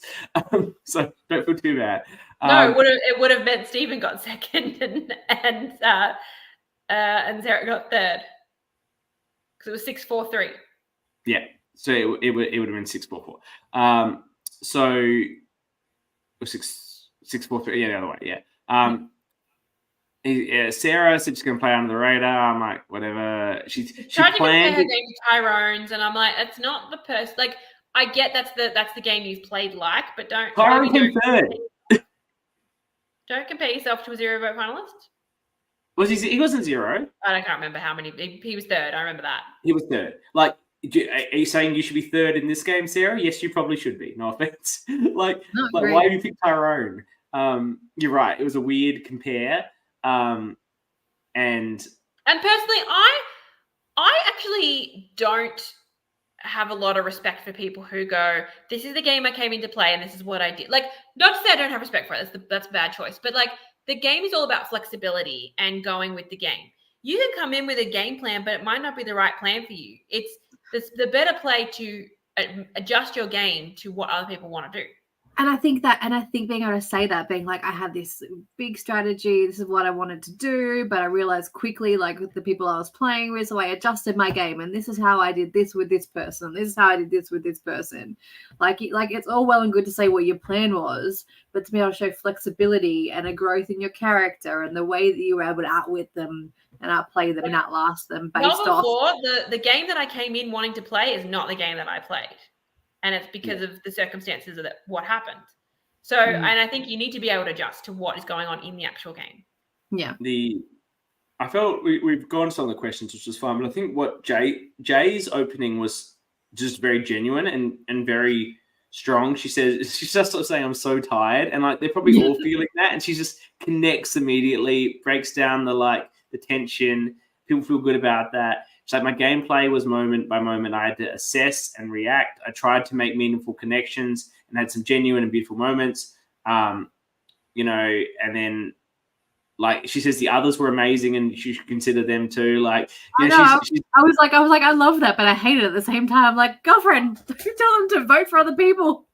I think if you're the best person there, which he probably is, then like why not? I don't know. That's a good read on the jury. On that jury, led by a great read for that jury. It was just a really genuine. Like Stephen felt like he was trying to say something like really good, and it didn't come off. Sarah sort of said nothing, and then Jay comes out like third with this really genuine, sort of heartfelt thing that seemed to it did align with her game. She's not trying to take credit for stuff she didn't. And then, in terms of some of the stuff that happened, I do like Jess says, Steve, were you trying to play Jay and me off each other? He's like, absolutely. Yeah. But he probably could have given a bit more for everyone else. He needed to be a bit more humble about it. Yeah. He needed to be like, you know what? Yeah, I did. I saw you guys having this really tight bond. I was threatened by it, so I was trying to break it down. Like, not just being like, yeah, I'm a badass. Yeah. And then John had this thing about Jay, because she said in the morning that she didn't want to be there. It was some weird thing, and she's like, yeah, I want to be here. What the hell? It's like 3 a.m. Of course I want to be here. Was this... Casey was sort of on Jay about the girls thing. I guess like that was relevant to Casey because that's when she was in the game. The big leader was Jess, who coordinated Jess's vote. Stephen claims it. And they get into a real argument about who actually did it, which doesn't help. Stephen, one of those things he could actually claim. And then Mitch tried to give, like Mitch in the chat here, I think he's mentioned this in the chat. He tried to give Stephen a layup and said, were you the mastermind? He says, you were the mastermind. You played as such, but you weren't barking orders. What power did you have? And you said, I didn't have power. And I'm like, but then he does say he would do the right thing at the right time. The best thing he said was he would plant a seed or a lie and then let it fester. And he did do that a lot, amazingly and really effectively. But that was given a few examples of that might have helped him, but he just he was very generic about it. And then he says, can't play it. You can't plan ahead. And I'm like, why are you saying you can't plan ahead? Your whole game was masterminding this whole thing. If you're a mastermind strategist, for you to say you can't plan ahead, yeah, it doesn't align. Like, you're a mastermind. Of course you planned ahead. Yeah. Like, that's the story you need to tell. And then he actually says what I think is the absolute nail in the coffin. No offense, Steve. You know how much I love you and have enjoyed your game. You decide to have some. Anyone got any final words? No, everyone can't be fucked. I've got some final words. Jury, I think that you need to make sure that you're voting for the person you want to represent this season. Yeah, no. That's not you. You've got a jury of people who are valuing honesty and being truthful, and you've talked about how big a villain you were. Yeah. Read the room. Yeah. Can we talk about Daniel basically feeding Sarah what he wanted to hear? That's the orc energy in Daniel. That's he was just like, this is what I want you to say. Would it be fair to say that you did this? Like, just like, here you go. Repeat this. Repeat after me. Okay, good. That's the answer I'm looking for. Yeah, I wrote this for you. Read this out loud. Oh, yeah, there you go. My jury vote. This is how, as an orca, you make it about yourself. Look, he will not be my vote for Orca, but he's definitely a contender. He's a candidate. Stephen agrees that it was a nail in the coffin to say that. Maybe if it wasn't 3 a.m., he would have done a better job. Okay, so we had the votes, blah, blah, blah. Do we like the live review? It's the only second time we've had this since the great end of Melbourne 1, where they're doing the live vote reveal after the fact. It's been 6 months, I believe. Yeah, 6 months. Again, I was like, 6 months to find a day when everyone was free. Well, they didn't have everyone. They had all the they people needed the final 3 and then a few. Yeah, I've got live still only 6 jurors, but different ones. Yeah, the only one who's at both is Jess. Yeah. Mitch and Keegan obviously didn't come back for it. Yeah, that's fair. Though they might have, because what they're about to do is what Backyard do that I understand. So I don't know. For example, with Backyard One Well, Kyle and Brian have done most of it, if not all of it, and they've got a finished product. And then they show it to the crew and cast, like start to finish on one day. And then from that, they take notes and they maybe change a few things when they release the actual product. So that's not bad. That's why when Brian says, let's go watch it, that's what they're there for. It looks early in the morning and they're going to go and watch the whole show after that. That's the play.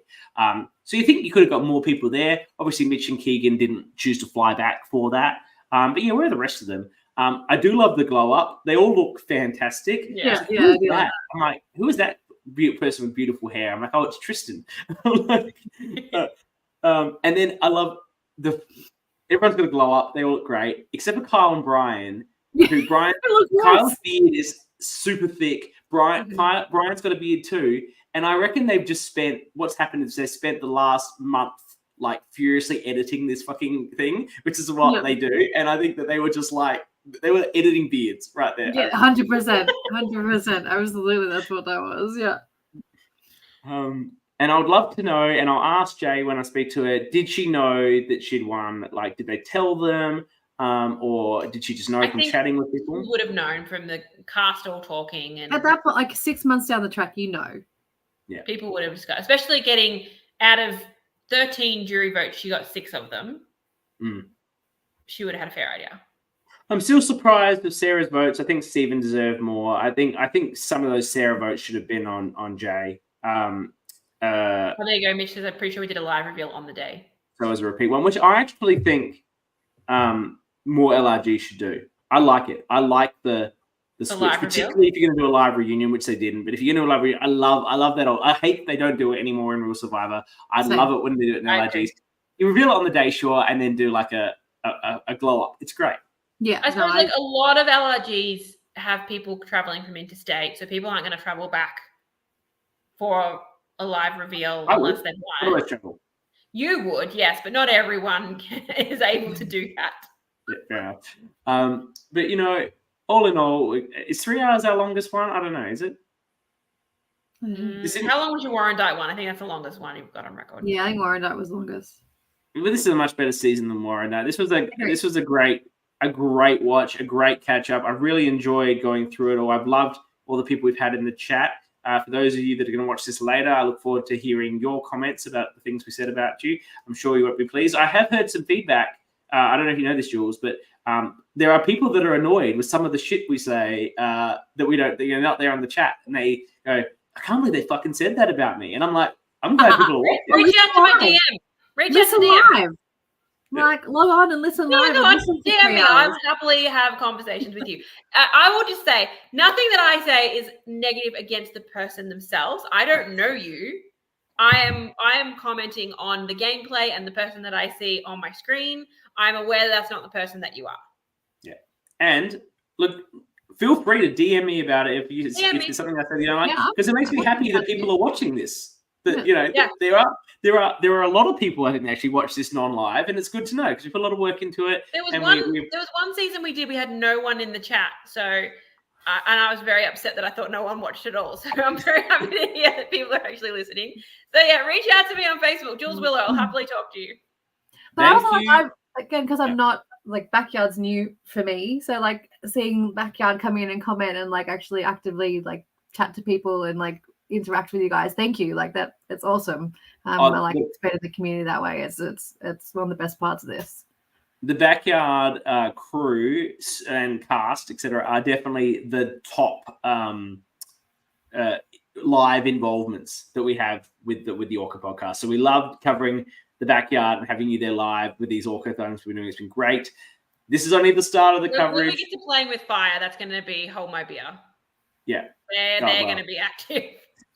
So this is the start of the coverage. As always, next week I will be having a deep dive with Jay. I think that's going to be fantastic. Then I'm doing the special episode. It will be a catch up with Keegan. He's played 3 times. We've watched him 3 times. He's the only person known, because in this 11, don't know what happens in the future, that has played 3 different LRGs. It would be great to get his advice. He's also crewed. He's such an integral member of the community. Really great to get his insights in the way he played this game so differently to his archetype and the way he's played before. We will then have the tea party, everyone's favorite thing, the thing to tune into. Joining Annabelle on the tea party for this season will be Stephen, because we can't have Stephen, John, and Jess. Oh, so much fun. How much fun will that be? I think there's a lot of people you could have had from this season, and it would have been a really fun one. So I think I would have enjoyed the tea party regardless. Great and then, of course, we'll have the awards and the catch up with production and the usual. And then we'll be rolling on to the 4th best season, according to the democracy. If you don't like it, sorry, people voted, is going to be Sydney Survivor. Dani's wonderful achievement of being on that show. Are you going to talk about your own season? Of course I am. We'll have the inside lane on with Dani's comments just as it goes as we watch it. Always self-serving. Come on now. Whether we do that after this, I don't know. You know, the whispers are coming. One Well might be coming out. Canberra might be coming out. They're starting to pop up. I would be shocked if we get to the end of this and there's not another LRG about to drop. Yeah, so that might put on pause. Where there's 2 ready to go, 3rd close. So yeah, I don't know. So Mitchell, sorry, Mitchell. Look, you've been such a great thing here. I'll see if I can get you in at some point on something. Don't worry. I've got to start. I decided I want to get 50 episodes, so I'll find a way. All right. Thank you all. We love you being here. We love you listening later. Looking forward to catching up. And make sure you get on and vote. This is going to be a really interesting vote. I think it's going to be one of the more spread. Not so many. Yes. So many options for ORCA, for MVP, for like who you'd want to see play again. Yeah. All right. Thank you, Jules. Thank you, Dani. It was fantastic. Thank you dedicating 3 hours of your night to this and binge watching the season. But it was definitely worth a watch. And we will see you next week and onwards with our coverage. Love you all. Bye all.